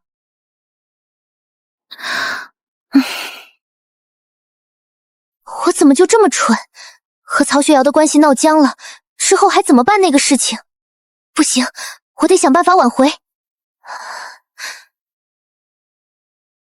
哼，现在我对课程的掌握已经可以自己学习了，没必要非得坐在教室里。不如请几天假，先去把之前计划的那些事办了。正好分家协议和之前医院开的证明，之前被我顺手放进空间里了。下课就去找教导主任。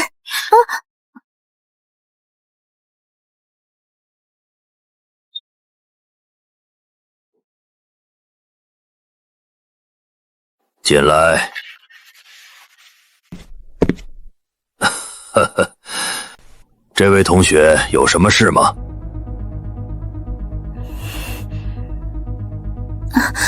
王主任，是这样的，我叫曹雪雅，是高三11班的。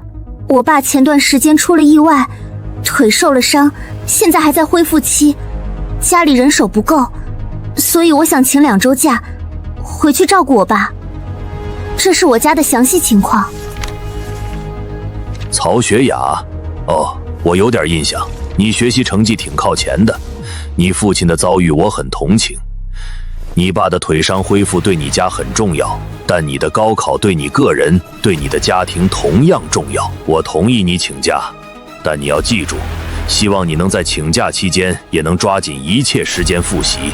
希望你能分清事情的轻重要毒，不要因此错过了人生最重要的十字路口。我言尽于此。王主任，您放心，我的目标可是考上我们省西华大学，我对自己您就瞧好吧，哪怕我请假在家，也绝不会耽误学习。希望到时请王主任检验。行了行了，回去吧，别在这儿耍宝了。记住你的目标和承诺，我会一直关注你。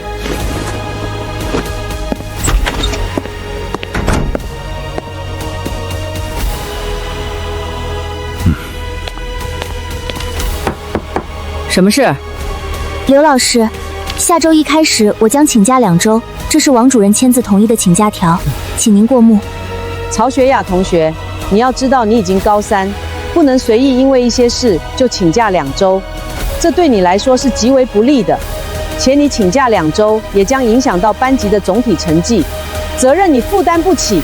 刘老师，在我心里，我爸的腿至少现在是要远远高于我的学业，而且这是我家和我个人的私事，您不能也并无权利干涉或指责。还有关于您说的影响到班级成绩，我记得我一直是班级里的第1名，相信哪怕我请假2周，也绝不会将自己成绩降到低于班级平均水平，这点请您放心。今天在医院听妈说，施清雪每2周回一次娘家，最近正好2周没有回去，也就是说明天她大概率会回娘家。广田镇，我必须去一趟，最好是能跟着她，省时省力。就算她不去，我也得自己想办法摸过去。不过我得想个办法，不能被她认出来。对了，空间商城里会不会有这样的道具啊？玉面，看起来像个面膜，上脸后即可转换为另一个人的面貌，固定相貌，不可更改。太好了，正是我需要的，而且40几分的价格也在我承受范围之内。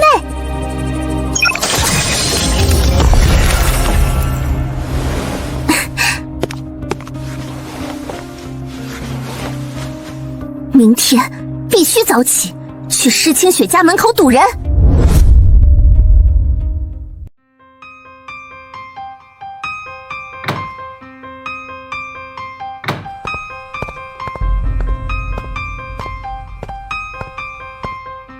完美，有了这张脸，以后办很多事就方便多了，再也不用担心被人认出来。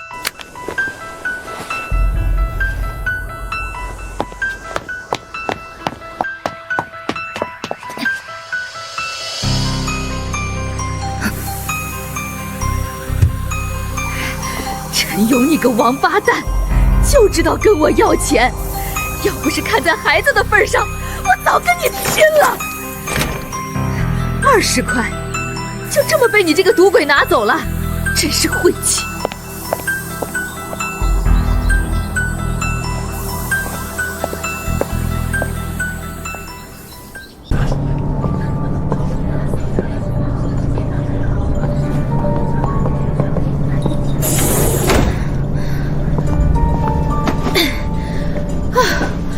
累死我了！机会来了，收！我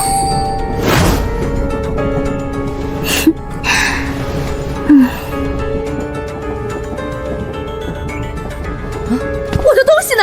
我的包裹呢？哪个天杀的偷了我的东西啊？是谁？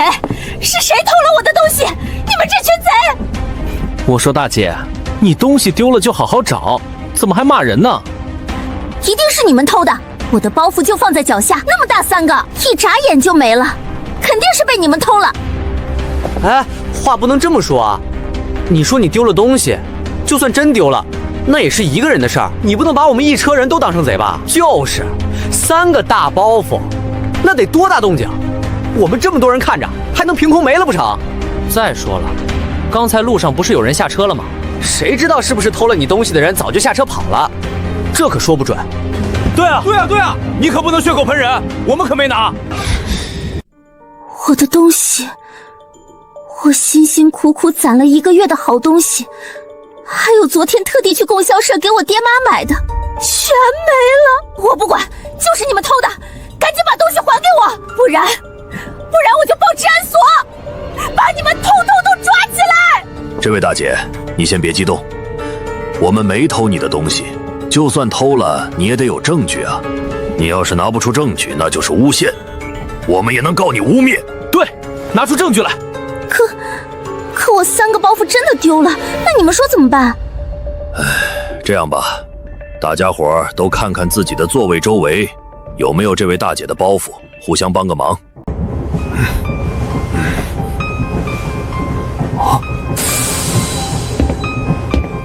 到站了。都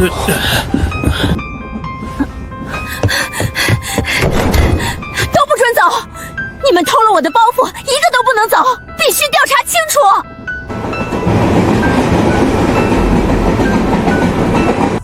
干什么？放手！你这人怎么不讲道理？不行，你不能走！怎么回事？都堵在门口干什么？是这样的，这样吧，各位在车上稍等一等，我去让车站驻点的治安员过来处理一下。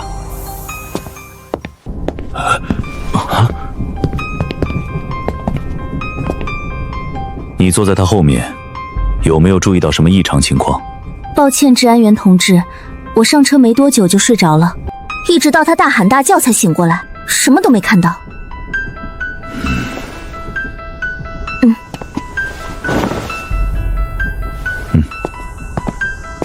你呢？你有没有看到什么？我记得他刚上车的时候，脚下确实有几个包袱，后来我看他睡着了，再一转头，好像包袱就不见了。你确定？中途有没有人下车？包袱我确定有，但是中途有没有人下车，好像没有，我也记不太清了。那包袱大吗？你比划一下。啊？感觉不小，我记得他刚坐下的时候，腿都得微微曲着才能放下。这么大的3个包裹，在满载的巴士上，怎么可能悄无声息地消失？难道有人有特异功能？行吧，各位都散去吧。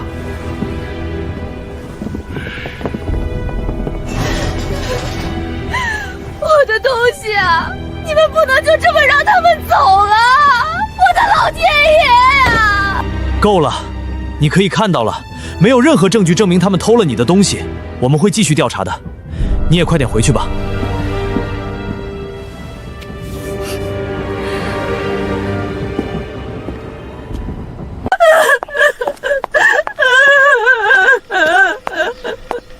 2楼，东户，找到了。哎，你们看见没？刚进去那个，是不是施家大姑娘？今天怎么回事？空着手回来的？可不是嘛，她哪次回来不是大包小包的？要说孝顺，咱们这院里她那是头一份。我看她今天不对劲儿啊！头发乱糟糟的，眼睛红红的，跟兔子似的，低着个头，看见人也不打招呼。要我说，这施家大丫头也不容易，男人成天在外面赌，家里2个娃都靠她一个人拉扯。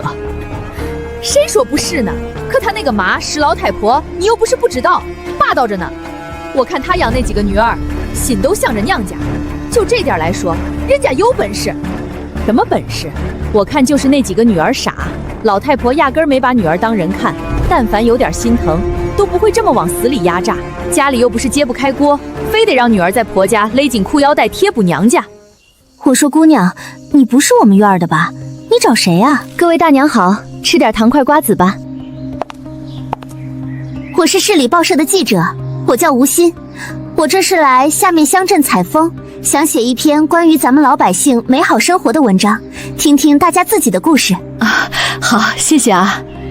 刚才听大娘们聊天，觉得特有意思，就没忍住多听了一会儿。哎呦，是记者同志啊，快坐快坐，大娘们别客气。我就想了解一下咱们普通人真实的日子，家长里短，柴米油盐，越真实越好。哎呦，那可太多了，我跟你说，各位大娘说的都太好了，都是积极向上的榜样。不过呢，写文章也需要一些反面例子来衬托大家的光辉形象。我刚才好像听你们说有哪家比较重男轻女，不心疼女儿的，有这回事吗？记者同志，你可问对人了。要说这事儿，咱们院里老施家那可是典型。那施家2口子极度重男轻女，为了拼儿子，整整生了5个，直到生出儿子才停止。可不是嘛，施家2口看见儿子对那小儿子宠得又，回回都把那4个闺女那大包小包的带东西，还必须都是好的，不然就要甩脸子。唉，听大娘们这么一说，我这心里也堵得慌。难道这施家这么重男轻女，就没有个有分量的亲戚出来管管吗？管？谁管得了啊？施老太婆那脾气，10头牛都拉不回来。都是些普通小百姓过日子，谁比谁有分量啊？哎，你们记不记得施老太婆是不是有个外甥女婿在咱们县里上班？你这么一说，我倒想起来了，她是有事没事就念叨，说她那外甥女婿怎么有出息。县那可是不小的工作吧？怎么没见她来管丈母家的事儿？嗨，好像是管那些学生的。不过啊，要说施老太婆疼谁，那还得是她这个外甥女，有什么好吃的都巴巴的给人留着一份。目标确定了，不管怎么说，那也是铁饭碗，吃公家粮的了不起。这话说得对，要不都说她那个外甥女命好呢，嫁了个吃公家粮的，自己也跟着想。不过我之前在外省采访，就遇到过一个当上工厂组长的，那可是瞧不起老家所有亲戚。我们报社当时还专门做了报道呢。就说施同志，你可别误会，常来着呢，也没见他因为男人在政府上班就瞧不起人。这倒也是，那种情况还是不多见的。哎，你们看，那不是施老太的外甥女吗？真是说曹操，曹操到，可真巧。瞧瞧，又是空着手来的。我跟你打赌，待会儿走的时候，保证大包小包的。那可不，就这样来往能不密切吗？我儿媳妇和她是一个大队的。这施老太的外甥女儿可不是个简单人物，当年不仅她家里只有她一个人女娃上了高中，还勾搭上了她现在的对象，成功把自己嫁进了城。大娘，您儿媳妇是哪个大队的？前进大队。都这个点了，我得赶紧回家做饭了。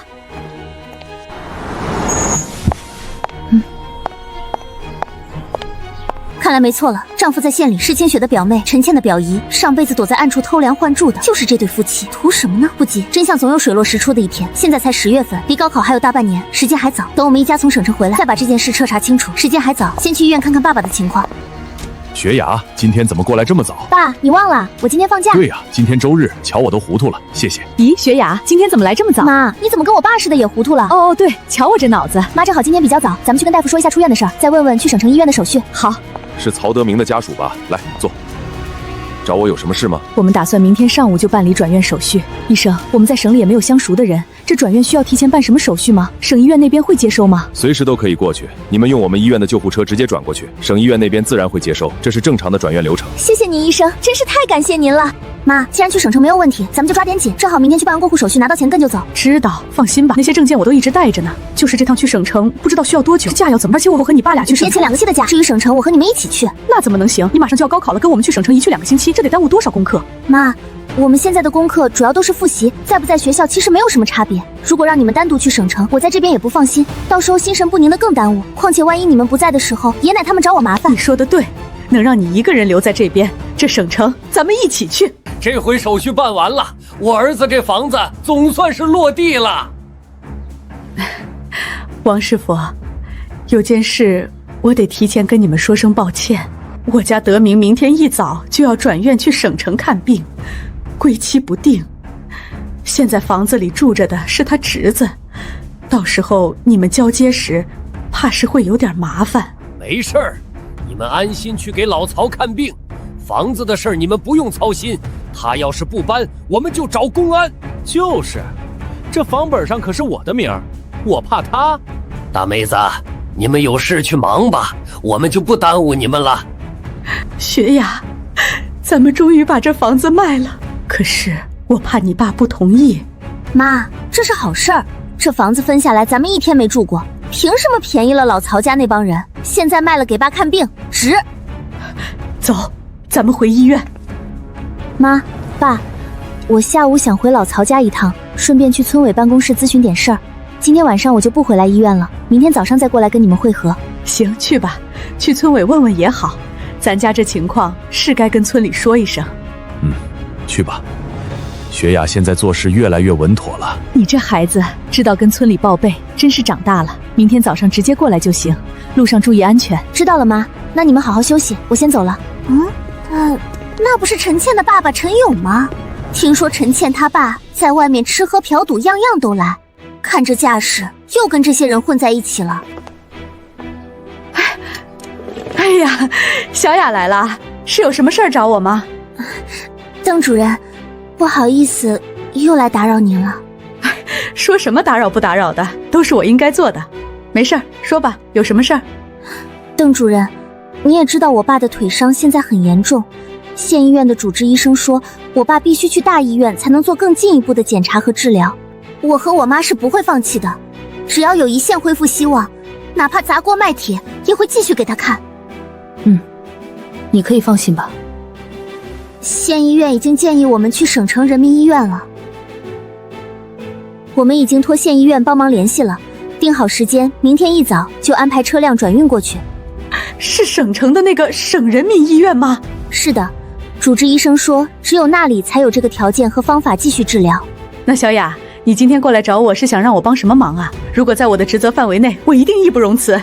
邓主任，这次带我爸去省里治疗，我们一家3口都去，目前也不清楚检查和治疗大概需要多长时间。今日找您，一是向您报备我们家的大概行程，第二是爷奶给我们分家的房子正在建造，如果建成后我们还没回来，麻烦到时请您帮忙代为验收。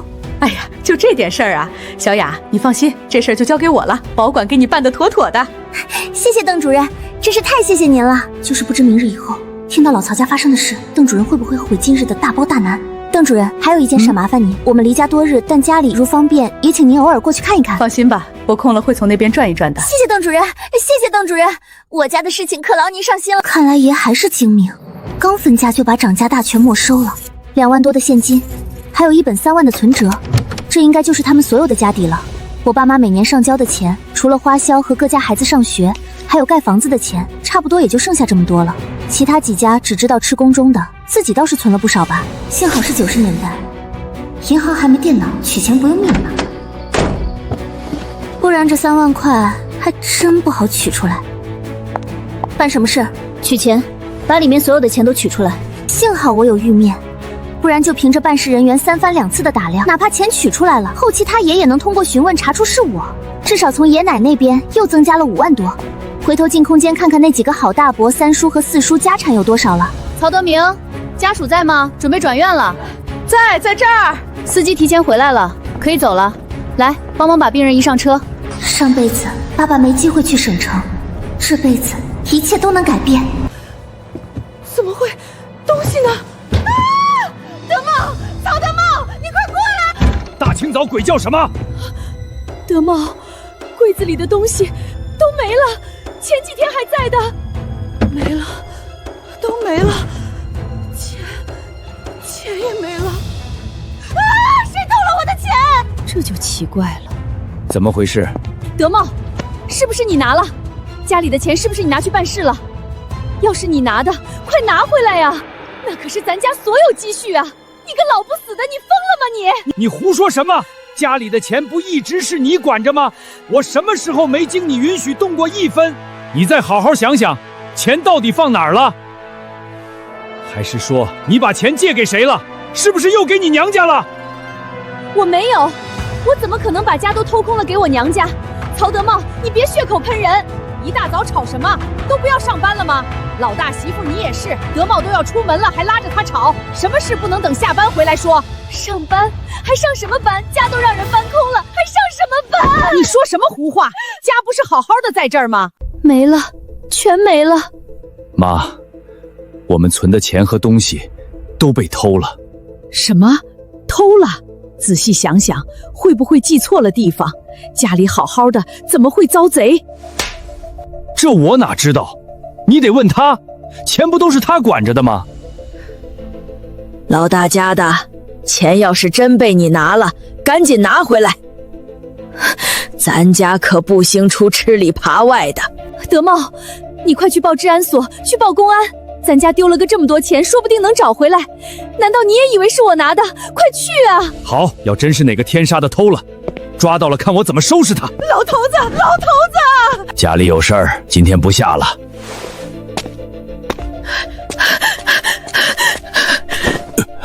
家里老大屋里的钱被偷了。你说什么？钱丢了，去报治安所啊？来找我干什么？你这大吼大叫的！老头子哎，你不想想，老大家的钱丢了，咱们的钱……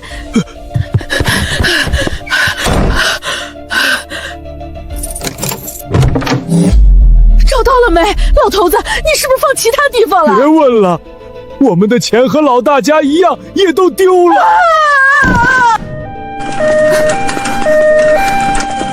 家属这边办理住院手续。好，我这就去。雪雅，今天这个时间点估计也治疗不上，你先去找个招待所住下。妈，你一个人能行吗？要不我还是留下吧。之前都看你爸那么多天了，没事的，你赶紧去找个招待所休息休息，明天有的忙呢。行吧，我先走了。省城总算来了，上辈子我爸的腿就是在这里恶化的，这辈子绝不能重演。拎入家省医院治疗，一定能好起来。还有房子，趁房价没涨，一定要买一套，户口也要尽快迁过来。明年以省城学生身份高考，还有古玩市场，希望能找到能升级空间的老屋记。爸妈，我买了早餐。雪雅，你醒这么早？辛苦你了。辛苦，快吃吧。护士说早上不能吃东西，要去做检查。哎呀，忘了，那只能我和妈吃了。曹德明，该去做检查了。怎么还没出来？不会有事吧？妈，别着急，检查时间长，正常。德明，感觉怎么样？没事，有点累。爸，您别说话，好好休息。妈，您陪护士推爸回病房，我去趟医生办公室。好，你去问问情况。医生您好，我是10号病床曹德成的女儿。哦，新转来的病人，坐吧，想问什么？谢谢医生，我爸检查完了，我想知道报告什么时候能出来。报告预计明天上午能出来，你们先安心住下，有情况我会第一时间通知。曹德明的情况刚来时确实严重，但恢复状况不错，身体底子好，具体还要等报告确定。谢谢医生，果然凌辱效果比我预想的还要好。爸妈，医生说了，情况好转了一些，但具体还是要等检查报告出来，今天也没有办法治疗。既然这样，那我就先出去逛逛，一些琐碎的小东西需要骗纸。行，你去吧，注意安全，早点回招待所。知道了。于家桥和前世我来的时候完全不一样。哎呦，老钟家儿子出息啊，考上美国大学，要去留学了，真的假的？美国？钟老太可得意死了，逢人就说指着宝贝儿子活。他家祖坟冒青烟了。听说美国家家住洋楼，开小汽车，用洗衣机、冰箱、彩电，跟神仙似的。去美国留学得花多少钱？老钟家出得起吗？我听说钟老太放话了，哪怕砸锅卖铁，也一定要送儿子去美国。砸锅卖铁？那会卖房吗？李医生，我们是曹德明家属，他的检查报告出来了吗？曹德明的家属是。报告显示，曹德明身体各项数值平稳正常，恢复不错。至于腿伤，目前看没有恶化或异变迹象。双腿失去知觉的原因不明，最大可能是剧烈撞击后的应激反应。应激反应？远距完全没知美。就你要之前后，先在本院持续9周耶次康复观察，必须坚持。一定坚持。治疗还有什么要注意的吗？康复训练要注意。妈，这才1周，爸身体就好转了。医生说有康复先例，我们只要坚持，3个月后复查一定更好。对，我们坚持。丹琴，医生怎么说？德明，你听见没？跟你的病人最后都好了，我们有希望，你要有信心。这身体精气神好多了。雅雅，你爸有我陪着呢，有事就去忙。爸这周康复治疗，我刚刚问过护士了，你们吃完早饭出去，好，上午不来了，招待员要及时给打电话留言，我马上赶完。行，你去吧，注意安全。看来还得去于家桥那边看看，那个程家的房子能不能卖。哎，你们说老钟家房子卖出去了没？就老钟家2口子狮子大开口，谁买谁是冤大头。可不是，就那破房子，张口2万块，想钱想疯了。除了院子大，里面空空如也。他们把房子卖了，住哪儿啊？切，还能住哪儿？几个儿子家轮流住呗。为了小儿子，偏心偏到旮旯窝。没办法，谁让小儿子争气呢？哄得爸妈卖老房子，就为供他去美国上学。哎，我去东边老李家一趟啊。这位大妈您好，我想问一下，您认识这边一户姓赵的人家吗？叫什么名字？我们于家桥姓赵的不多，是我外婆的救命恩人，只知道姓赵，很多年没来往了。大妈，我能去您家讨碗水喝吗？找了一上午没头绪。行，来我家坐坐，喝点水吧。之前买的糖可算有用处了。哇，谢谢阿姨。糖果。大妈，咱们是缘分，刚好有糖给孩子们甜甜嘴，也感谢您接待。我也想向您详细打听恩人信息，希望您不吝赐告。还让你破费了，快来院子坐会儿。我外婆与恩人失去联系后，这么多年都在念叨，心心念念不忘。那人是于家桥的，外婆只说是在于家桥见的最后一面，是不是于家桥的并不清楚。不过外婆因为恩人对于家桥颇有感情，时常念叨。我妈从小听着长大，这次全家来省城看病，一有时间我就替我妈来寻访，要是以后能住这里就好了。大娘，我爸腿伤严重，已无法行走，后期要常来省城复查康复。如果找到恩人，既能报答恩情，也能照顾我爸。难道你们找到恩人，想在此处买房子？那倒不一定，但如果真找到，也不是不可以考虑。我以后要来上大学，我爸治疗也在省里，如果能靠近恩人就更好了。唉，姑娘啊，这么多年过去，你家那位恩人一时半会儿可不好找。要我说，你们既然有心在省城落户安家，最好早做打算，先把房子买好安顿下来，治好你爸的病，再慢慢寻访恩人。你说是不是？大娘，您是长辈，吃过的盐比我吃过的饭都多，说的话有理，恩人可能没那么好找。可不咋地，恩人一时半会儿找不到，但该买的房子还是要买。你说是不是？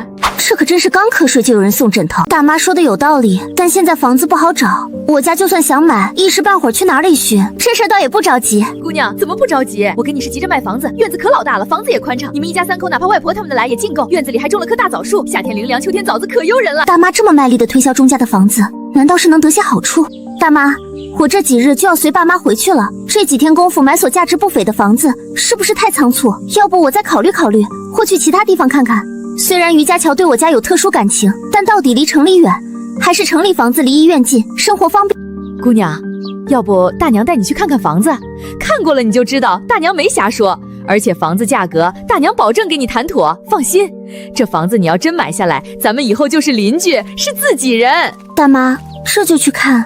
择日不如撞日，今天我们有缘分，让你碰上此等好事儿。大妈跟你说，这可是打着灯笼也找不到的好地方。大娃，和你爷爷说，让他中午回来做饭，奶出去有重要的事儿，不用等我，我办完自会回来。知道了，奶奶。姑娘，这钟家房子有一面靠街，1排3间，房子可宽敞了，后面是个大院子，院子后还有一块菜地呢。大妈，这房子是不是有些……姑娘，你别看外表不咋地，内里真不错。走，带你进去看看。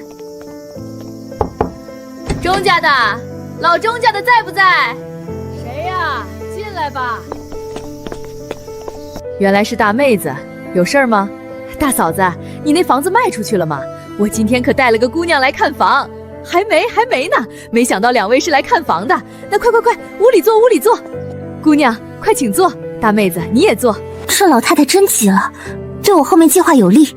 老嫂子，我给你带了位诚心买家，姑娘家底厚实着呢。老嫂子，带我们参观参观房子，让姑娘心里有数。对，姑娘，来，我带你看看。这几间以前是他家其他孩子住的，现在成家分出去了，空着。你要是买下来，收拾都能住人。房子格局不错，够宽敞，稍加改造，是个不错落脚地。姑娘，你看房子多好，面积大，收拾干净，你买下来添置东西就能住，省心。房子我看了，之前跟李大妈说过，在我家买房子不急，只是李大妈跟您关系好，非拉我过来参观。不过虽然现在买房不急，城里对我爸看病更方便些，但如果各方面都合适，也不是不可以考虑。就说吧。大妈，您这房子诚心出售的话，价格多少？有，绝对有诚心，我们家真等着钱用呢。姑娘大妹子，你们稍等一下，我出去寻下老头子。卖房是大事儿，得我们2口子一起谈，几分钟。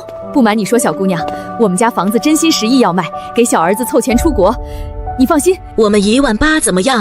我的乖乖，早上听说的还是2万呢，这是真急疯了。大爷大妈，价格我记下了。这么大的事，我得回去和家里人商量一下。晚点给你们回复，可好？应该的，该跟家里人商量。那我们等你消息。姑娘，这价格真不高，1.8万呀！这么大院子，我的老天爷，我手里有钱都会毫不犹豫买下来，太划算了，你可别错过了。1.8万，比我预想的还低。他们不知道，10年后这院子怕是翻几10倍都不止。大妈，你说这房子真的好，真的便宜？姑娘，咱们以后是邻居，我还能坑你？这房子不说别的，单就位置和面，你买着就吃不了亏。别说你家3口，就是5口8口都住得下。咱们余家桥卖房的人少，你看老钟家上午对外还咬死2万，一转眼就自己降2000，这说明啥？说明他们真急了。你再犹豫，保不齐下午就有想捡漏的找上门，到时候可说不准了。这大妈不去当中介真可惜，这口才这心理战术一套一套的。大妈跟你说句掏心窝子的话，要不是我手里没闲钱，这房子我第一个就拿下了。姑娘，你有啥顾虑就跟大妈说，能帮上的绝不说二话。主要是我和我爸妈后天就要回去了，听您一说，我真觉得还紧完了，可时间怕是来不及啊。哎呀，我当是啥大事儿，这事儿包在大妈身上。老头子，赶紧去村委问问，就说老钟家的房子有人要买，过户手续咋办？要多长时间？快去！好。大闺女，咱们余家桥现在看着是旧了点儿，但这位置在我老婆子看来可是块宝地。你信大妈的眼光，保不齐再过几年就发展到咱们这儿了。真没想到，一个普通农村大妈竟有这样的眼界。确实，再过4、5年，这里就会被规划成开发区。我问了村长，村长说老钟家的房子手续齐全，要过户办得快的话，半天就能弄完。姑娘，你听见没？半天就够了，这下你总放心了吧？大妈，听您这么一说，我心里更有底了。我是真看中了，就是这么大的事儿，跟我爸妈商量一下，听听他们意见吧。那倒也是，买房子是大事。姑娘，这买房的钱在你爸妈那里吗？大妈，家里这钱可都在我这儿，我随身带着呢。也就这次赶巧了，今天出来顺拜带上了。大妈是过来人，这房子好，保不齐别人也盯着呢。现在这年头，有决断的人可不少。闺女，你说大妈说的在理不？大妈，您说的有道理，确实是这么回事儿。那姨大妈您的意思呢？姨大妈说，那当然是现在就定下来最好，省得下午又出变故。大妈，我就把这房子买了。哎呦，我说姑娘，你可真是个干大事的料。我去外面转了转，看看咱们余家桥的环境。咱们这儿环境好着呢。姑娘啊，我把老钟两口子叫过来了，有什么问题咱们当面锣对面鼓，一次性说清楚。行，我主要就一个问题，这房子是只有叔叔阿姨2个人的，还是说家里其他子女也有份儿？哎呀，姑娘放心，房本上就是我2口的，就是这房子卖了，能不能让我们老2口再住个半个月？这没问题，阿姨，别说半个月，1个月内你们随时方便搬走都行。哎呀，那可太谢谢你了，姑娘，你真是个好人。那行，既然都没问题了，咱们现在就去村委会办手续。好，现在就去。大爷大妈，你们先上车等我一下，我还有个事儿想单独咨询一下村长。姑娘，怎么了？还有什么事儿吗？村长，有件事我想咨询一下，就是我买了这边的房子，能不能把户口转过来？姑娘，你这个情况我了解了。现在你买了钟家的房子，有了固定落户地址，户口的事儿倒不难办。真的吗？不过有2点要说清楚。第一，户口从农村转到城里需要缴纳一笔户口转让费，大概5000块。这个没问题。第2点，户口转到余家桥，村里的粮食补贴之类福利你是享受不到的。太好了，我本来就不在乎补贴，只要户口能转过来就行。村长，谢谢您，我明白了，我主要就是为了以后方便。行，心里有数就行。那太谢您了，村长，我这就去镇上办手续。手续都在这儿了，房款当面结清，这边盖章，房子就是你的了。哎呦，这姑娘可真有本事，幸好有空间，不然带这么多钱在身上真不安全。您点点，18000块，1分不少。好了，从重生到现在不到1个月，我们家终于在省城有自己的根了，以后日子一定会越来越好。姑娘，那我们先回去了，以后就是邻居了。谢谢你啊，姑娘。大妈，你们路上慢点。为什么要落户到省城来？我今年高3，明年参加高考。我爸爸出了车祸，需要在省城人民医院长期治疗，情况清楚了。本省外地转户口20块公过费，外加5000块户口转移费，材料都带齐了，都带了，钱也带了。好了，以后你就是省城户口了。雅雅，今天怎么又过来了？是不是想爸妈了？爸妈，你们快坐下。瞧你这开心的样，是捡到钱了。妈爸，比捡到钱还开心，我在省城给咱们家买好房子了。雅雅，可是真的，你真的在那里买了房子？真的，妈，你看，这是房产证，上面是我的名字，3间大瓦房才1万8。好孩子，我女儿有出息了。房子解决，这2天得抓紧去逛一下古玩市场了。爸，以后你就安心做康复，我们家有希望了，而且我的也转过来了。转得好，转得好啊！我的雅雅以后就是城里人了，以后在那里机会也多。你这孩子真是想得太周到了。妈，这次时间紧，等下次我带你们一起去看看咱们的新家。我们呀，在那里可是有家了，比我想象的要小一些。一条街是古玩玉器，另一条是花鸟绿石，目标明确，先去古玩街。上一世就听说过有人捡到大漏，一夜暴富。虽然店铺里的东西可能更好，但价格也高，还是先从地摊逛起，碰碰运气。东西太多了，看得眼花缭乱，空间一点反应都没有。看来这一路都没什么带灵气的东西。又是那个丁兆星，在这条街上横行霸道。是啊，可怜那个金老头了，8成又被他给盯上了。找到了，地摊上逛了半天没动静，没想到在这儿遇上了灵物，看这反应，绝对是个好东西。我说金老头，这鼻烟壶我能看上，那就是你的福气，别不识趣啊！丁老板，你这出价实在是太低了。这鼻烟壶可是个老物件，是从我爸那一辈传出来的。当时收购价都不止这么多，你出的这个价我实在卖不了啊！我说金老头，你别不识相，我能给你200块，这都已经是看在大家是老朋友的份上了，你别给脸不要脸。200块，这丁老板也太嚣张了，简直是强买强卖，反应越强，说明这东西对空间越重要，不管付出多大代价，今天我一定会把这个东西拿到手。治安员来了！治安员来了！快跑啊！治安员来了！快跑啊！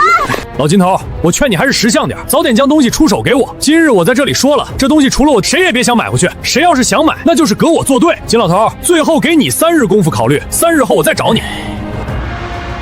姑娘，你有什么事儿就在这里说吧，不会是认错人了吧？我可没见过您。可大爷，半个小时前我可是见过你的。哦，姑娘，我这鼻烟壶是个好东西，但现在那姓丁的看上，你要买，这麻烦可不小。那个大爷，我对鼻烟壶很感兴趣，不知你能不能先让我看看？我只看一眼就行。这空间震动比之前还要强烈，看来我猜的没错。姑娘，这鼻烟壶虽是个好东西，但你还是别掺和进来了，不值得你因为这个去得罪你得罪不起的人。你不知道那丁兆星……谢谢大爷的好意，只是我确实很喜欢这鼻烟壶。如果大爷愿意出售，我们一手交钱一手交货，此后与大爷并无瓜葛，其他的事情我自会处理。大爷，不瞒您说，这东西我很喜欢。之前在街上，我听丁兆星给您的价格是200块，这东西刚刚我也看了，确实是个好东西。我现在愿出2000块，如果您能接受，我们现在就成交。这是不是太多了？这老头子一向都这么黏黏糊糊、磨磨唧唧，一点都不痛快。姑娘，这3样东西都给你，2000块钱，我们也没占你便宜。我还没答应呢。好了，东西你已经拿到了，之前该说的也已经说了，赶紧走吧。大爷，我这就先回去了。鼻烟壶我很喜欢，以后有缘我们再见。这次的反应比以往任何一次都强烈，真是让人期待啊！不知道这次升级后，空间又会有什么样的变化？曹德明同志，您恢复得非常不错。明天出院后，每日仍然要坚持做康复治疗，气色很好，保持这个状态。出院后要定期回来复诊，有任何情况及时过来咨询。老师，我看曹德明同志相比其他病人恢复效果特别好，不知是有什么特殊治疗吗？像曹德明同志的这种情况确实不多见，但这也不是没有，这和每个人的个体差异有关系，还需要后期多观察。雅雅，你快过来！你爸今天医生检查说他恢复的特别好。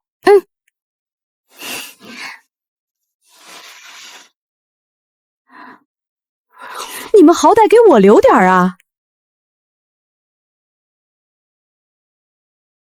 再见，省城，我很快会再回来的。爸，下午我和妈得回老曹家一趟，把咱们那屋子简单打扫收拾一下，顺便也去看看他们应下的那3间新房盖的怎么样了。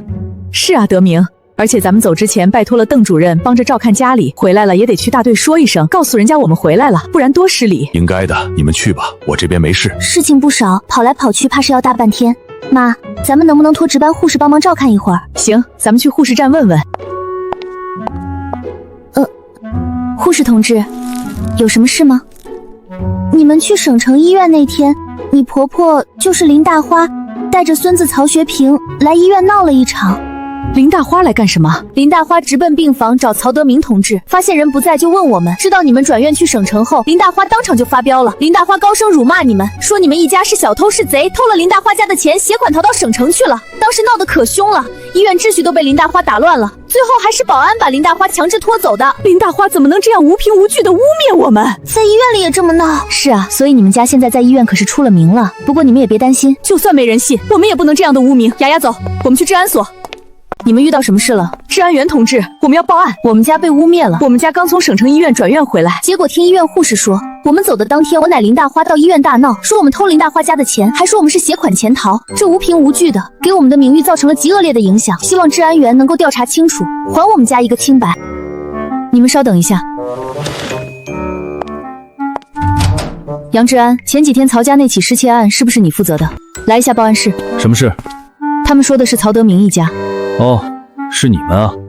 杨志安，我是曹德明的妻子，这是我女儿曹雪雅。我们今天是来报治安所的，我们被我婆婆林大花污蔑了。林大花到处宣扬我们偷了林大花家的钱，还说我们携款潜逃，我们一家是冤枉的啊。情况我大致了解了。治安员同志，我奶这样在村里在医院造谣，我奶虽然不喜欢我爸，但林大花怎么可以如此说我们家呢？今天我们来报治安所，也是希望治安员同志能和我们回一趟村里，将当日的情况说清楚，尽快查出凶手。如果确有人偷了奶家的钱，一定要尽快将凶手绳之以法，也还我家一个清白。好，我跟你们走一趟。杨志安，您怎么来了？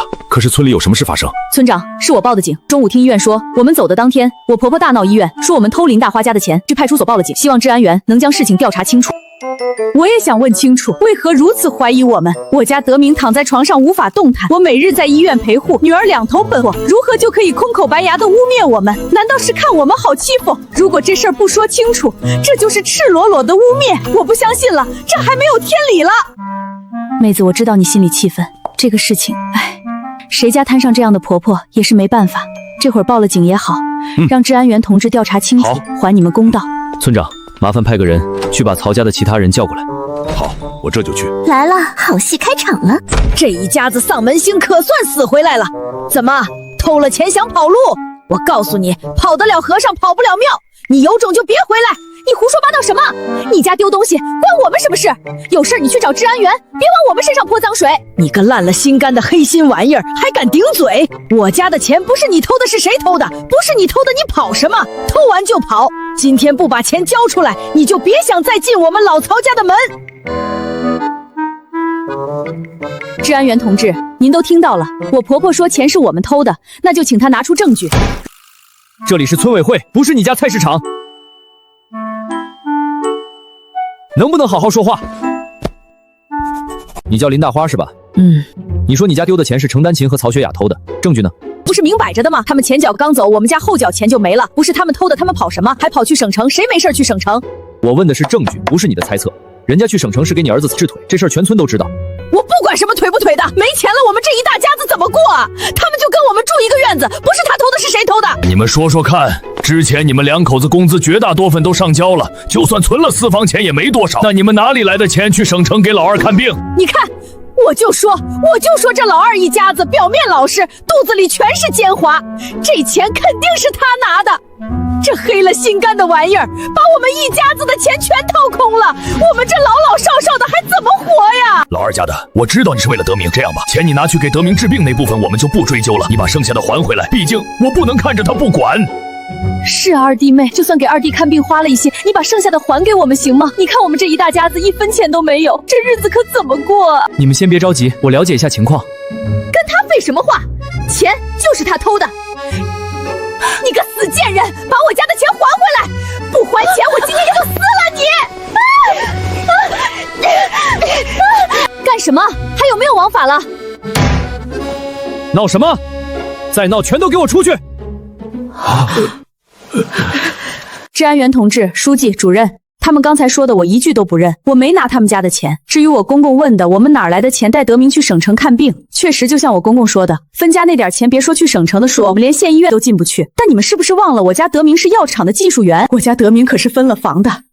我们娘俩为了德明的腿能重新站起来，我们把药厂分给德明的那套房子给卖了。你个烂了心肝的贱货，那是我家学平结婚用的房子，你凭什么卖？这都住了多少年了，你卖了房子他住哪儿去？你个不得好死的！怎么，我家的房子我还卖不得了？房本上写的是谁的名字？曹德明。药厂分房分给的是谁？曹德明。让你们白住了这么多年，还真住出幻觉来了，以为房子是你们的了。放你娘的狗屁！安静，程同志已经解释清楚了钱的来源。我最后问一遍，你们说他偷钱有没有证据？没有证据，以后谁再敢乱说，就是污蔑诽谤。受害人要去报所，我们可以依法进行处理，罚款或者拘留。治安员同志，这几天我婆婆林大花必须在村里的大喇叭上承认是她胡说八道，还我们一个清白。我呸！你个白眼狼，还想让我道歉？你做梦！赶紧把房子给我弄回来！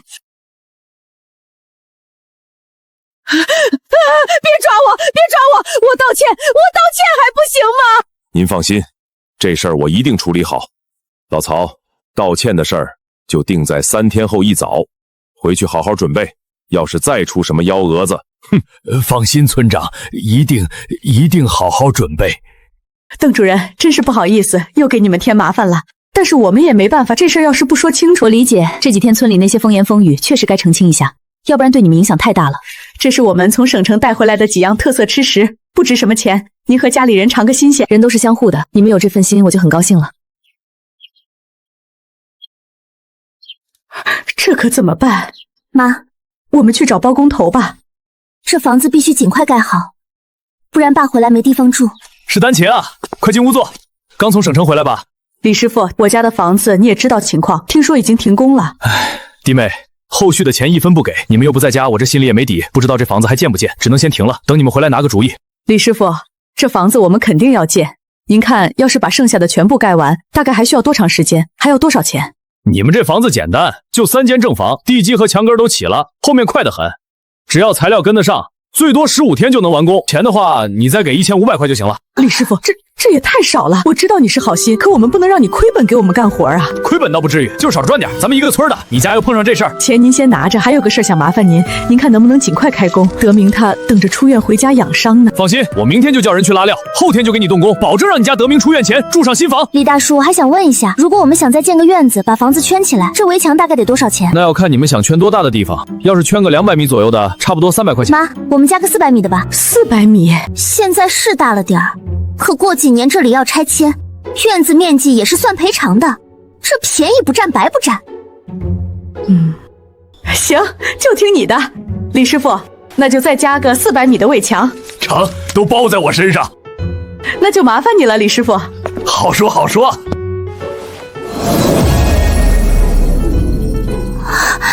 这比上次升级还要厉害啊！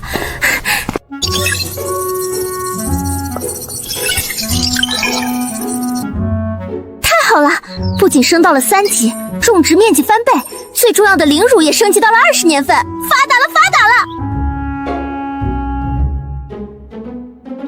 看来很快就能收获第一批了。新开垦的1亩地，等下次去省城卖掉药材，正好再买些新的种子回来。快看，曹学亚今天怎么来了？他不是请长假了吗？你不知道，听陈倩说的，他爸去省城看病，腿已经瘫了，估计是治不好了才回来的。果然，喝了升级后的灵乳，我的学习效率又提高了。以前要琢磨半天的难题，现在一眼就能看透关键。大题你快点抄。谢谢你，学雅。学雅，你什么时候回来的？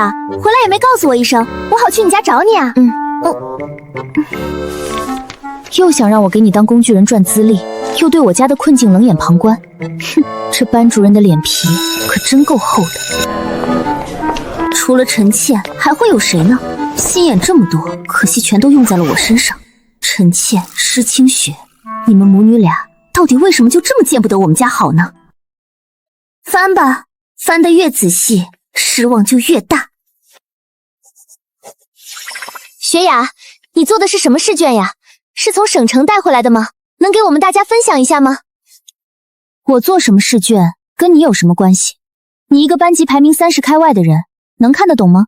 而且你这么热心肠，怎么不去重点班把人家的试卷摇来，整理好分给我们班有需要的同学呢？学雅，你怎么能这么说我？我们是好朋友啊，你为什么要这样对我？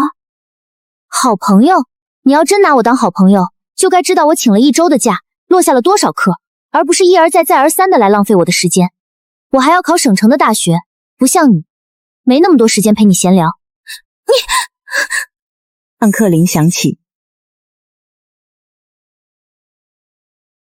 上课。不知道陈倩有没有去告状，不过无所谓了。曹学雅，上次说的省里作文比赛，现在就差我们班的稿子没交了，截止日期是后天，这2天你抓紧时间写一篇，尽快交给我。好了，我们现在开始讲课。这是想逼我必须参加，哼，那我正好陪你们玩玩。小雅，小雅在家吗？听说你回来了。于梅，她来干什么？在呢。大伯母，这么晚了，有事儿吗？你爷奶让你去趟堂屋，说有事找你。这个死丫头，现在翅膀硬了，要不是为了我才懒得来叫她。爷奶，不知道这么晚了，兴师动众的找我过来，是有什么大事要宣布？你看看你现在像个什么样子，一个姑娘家家的，天天在外面疯跑，还要不要脸了？谁家大姑娘像你一样没个正形？如果叫我来就是为了听您说教，那没什么事，我就先回屋了，我作业还没写完呢。小雅，你别走，你爷奶真有正事儿。小雅，听说你们昨天从省城回来了，你爸他的病治得怎么样了？腿好了没有？哼，终于问到点子上了。我还以为你们真不关心呢。哟，原来爷还记得你有个腿受伤的二儿子呢，我还当您早就把他给忘了。你怎么跟你爷爷说话的？还有没有点规矩了？规矩？我倒不知道我们曹家有什么规矩。难道曹家的规矩就是看谁没用了？那这规矩可真是新鲜。好了，都给我坐下。小雅，大爷，您这些老生常谈的话，等我耳朵都听出茧子来了。你们不就是想问我爸的腿吗？那我今天就明明白白的告诉你们，我爸这腿可要让你失望了。没好，医生说以后都得坐轮，这辈子是没法再给你们当牛做马卖命赚钱了。这个结果你们满意了吗？我告诉你个死丫头，你回去跟你那个白眼狼的妈说，你们卖房子的钱一分不少的给我交出来，不然我跟你们没完。那可真不巧，又让您失望了。卖房子的钱这次去省城我早就看病，一分都没剩下。您要是想要，可以去城医院的收费物要去。今天可是个好日子，林大花要公开道歉，这出好戏我可不能错过。眼狼配了心肝的，不得好死，天打雷劈！喂，各位村民，大家早上好。关于近日曹家钱款被盗一事，镇上派出所公安同志已经给出了明确指示。我就知道他不会好好道歉，不过有了村长的解释，那些流言蜚语总该消停些了，至少明面上不会再有人敢胡说八道。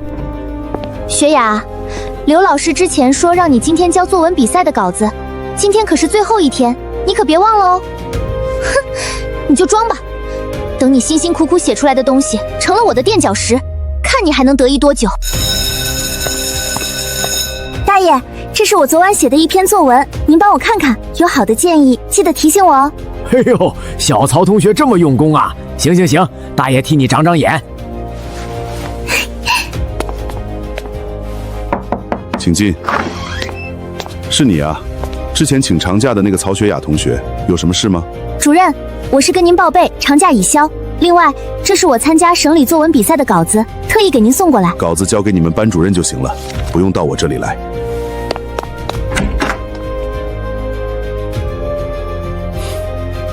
雪雅，刚刚刘老师过来找你了，好像是说作文比赛的事。雪雅，我知道你学习忙，要不我给你交给刘老师吧，省得老师着急，待会儿还要再跑一趟。那行吧，不过你小心些，我这作文稿子可是我花了1个晚上才写好的，丢了我可得找你。放心，保准不会出任何差错，我现在就去。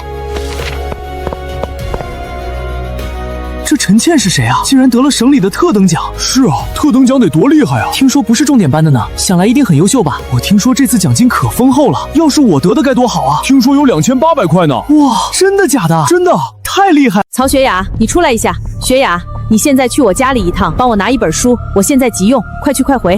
就知道他不会安分，只是想让我错过现场，等生米煮成熟饭。还愣着干什么？快点，我等着急用。下节课我会跟你们数学老师说，你晚点过来不要紧。行吧，我这就去。大爷忙着呢。哎，小曹同学，你这怎么没去班级上课呀？怎么跑到我这儿来了？这不就怕大爷您太闲了吗？趁着下课时间，特意来找您唠唠嗑。你这小丫头嘴倒是甜。行，想唠啥来，大爷陪你。大爷，我上次给您的那篇作文您看了没有？有什么需要指教的地方吗？哎呀，瞧我这记性，那天下午正准备翻开看呢，结果有人敲门打断了，后面就给忘了，不知道随手放哪儿了。你等等啊，大爷这就给你找找。大家注意节奏！你看这本子放这么下面，大爷我都给忘记了。我现在就看啊！各位老师，各位同学，大家早上好！今天我们在这里隆重表彰在全省作文比赛中获得特长的优秀同学高2、3班的陈倩同学，她凭借一篇名为《青春逐梦》不负她的优秀作品，为我们学校赢得了荣誉。希望大家有请陈倩同学为我们朗读她的获奖作品。同学你冷静一下，咱们再看看这到底是怎么回事？这难道还看不出来吗？大爷一不是我的作文吗？为什么现在获奖的却是陈倩？我要去问问清楚，我要去问问老师，问问校长他们。大爷你别拦着我，我要做一个对社会有用的人。刘老师，我记得这篇作文是我写的，我就说这篇作文是我写的，为什么现在获奖的却是他陈倩？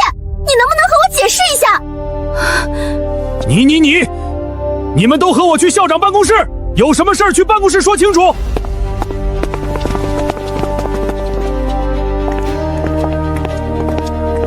都到了，行，那就把事情说清楚。主任，这是曹同学的作文本，您看看，是不是跟广播里念的陈倩同学的那篇一模一样？校长，这篇作文确实是曹雪雅同学的。我记得之前他在办公室找我，让我提意见的时候，我就看过这篇，当时还夸他写得好。主任，您是不是记错了？陈倩的作文我也看过的，她写的确实很好。是吗？刘老师，我的作文你没看过吗？还是说你看过但假装没看过？曹雪雅，你别血口喷人！我什么时候看过你的作文了？你的作文我怎么会知道？够了，刘星珠，现在不是狡辩的时候。主任都说了看过。刘老师，你不承认也没关系。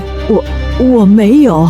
没有？那我倒想问问，我那篇《青春逐梦，不负韶华》。怎么就成了陈倩同学的获奖作品？刘老师，你不承认也可以，那我可就直接报警了，让警员来好好查查。而且我也可以去报社投稿，或者去市教育局投诉，让他们这件总有水落石出的时候，也让他们考察考察特等奖的写作水平。真金不怕火炼，想来刘老师你也是不怕的吧？哎，听说这次特等奖的奖金可是有2800块呢，不知现在钱在哪里？不会都在陈倩你那儿吧？没有，我只分到了1000块，其他的都在刘老师那里。完了，都完了！曹同学，这事我们都已经知道了，但还是需要开会讨论一下，再公布处理结果。在这件事上，我们知道你受委屈了，但你放心，学校一定会妥善解决，绝不会偏袒任何一方。最晚明天下午，我们会公布处理结果，你看行吗？好，我相信领导们一定会秉公处理，给我一个合理的解释。毕竟我也是学校的一员，也不想把事情闹大。经学校校务委员会研究决定，对高2、3班学生陈倩在省作文比赛中存在冒名顶替行为，予以开除校级处分；对高2、3班班主任刘星珠因严重失职并涉嫌参与作弊行为，予以辞退处理。学校将以此为戒。这真是咱们的新家，我不是在做梦。你看看，这沙发、这电视都是雪雅用奖金给我们置办的。以后我们一家人就在这里好好过日子。爸，你就安心吧，以后好日子还在后头呢。哎呦，丹琴，你们这新家可真是亮堂，恭喜恭喜啊！是啊，德明哥，你可算是有福了，有这么个争气的闺女。我们都听说了，雪雅这丫头太出息了，作文得了特等奖，那可是光宗耀祖的大事儿，给咱们全村都争了光。快进来坐，快进来坐。李嫂，你们太客气了，还带东西来。哎，这可不是运气。李婶、张嫂、王叔，你们快坐，都是运气好，老师教得好。我们都听说了，有人冒名顶替，最后还是把奖还给你了，这叫是金子总会发光。哎，丹琴，你是不知道，你婆家那边可是闹翻了天了。他们又怎么了？还能怎么着？不就是为了钱呗？家里没有钱，饭都吃不上，3个儿子都闹着要分家呢。这不前2天，3个都带着老婆孩子半夜跑了，可不是嘛？就你那个婆婆，因为这事儿气得病倒了，也没钱上医院，在家躺炕上，哎呦，真是造孽哟！陈倩被开除，刘星珠身败名裂，他们都为自己的所作所付出了代价。老曹家那些贪得无厌的吸血鬼，也因为自己的贪婪和愚蠢分崩离析。爸爸妈妈都好好的在我身边，我们有了自己的家，远离了那些噩梦，这只是一个开始。我不仅要让他们过上好日子，更要亲手创造一个属于我自己的幸福光明的未来。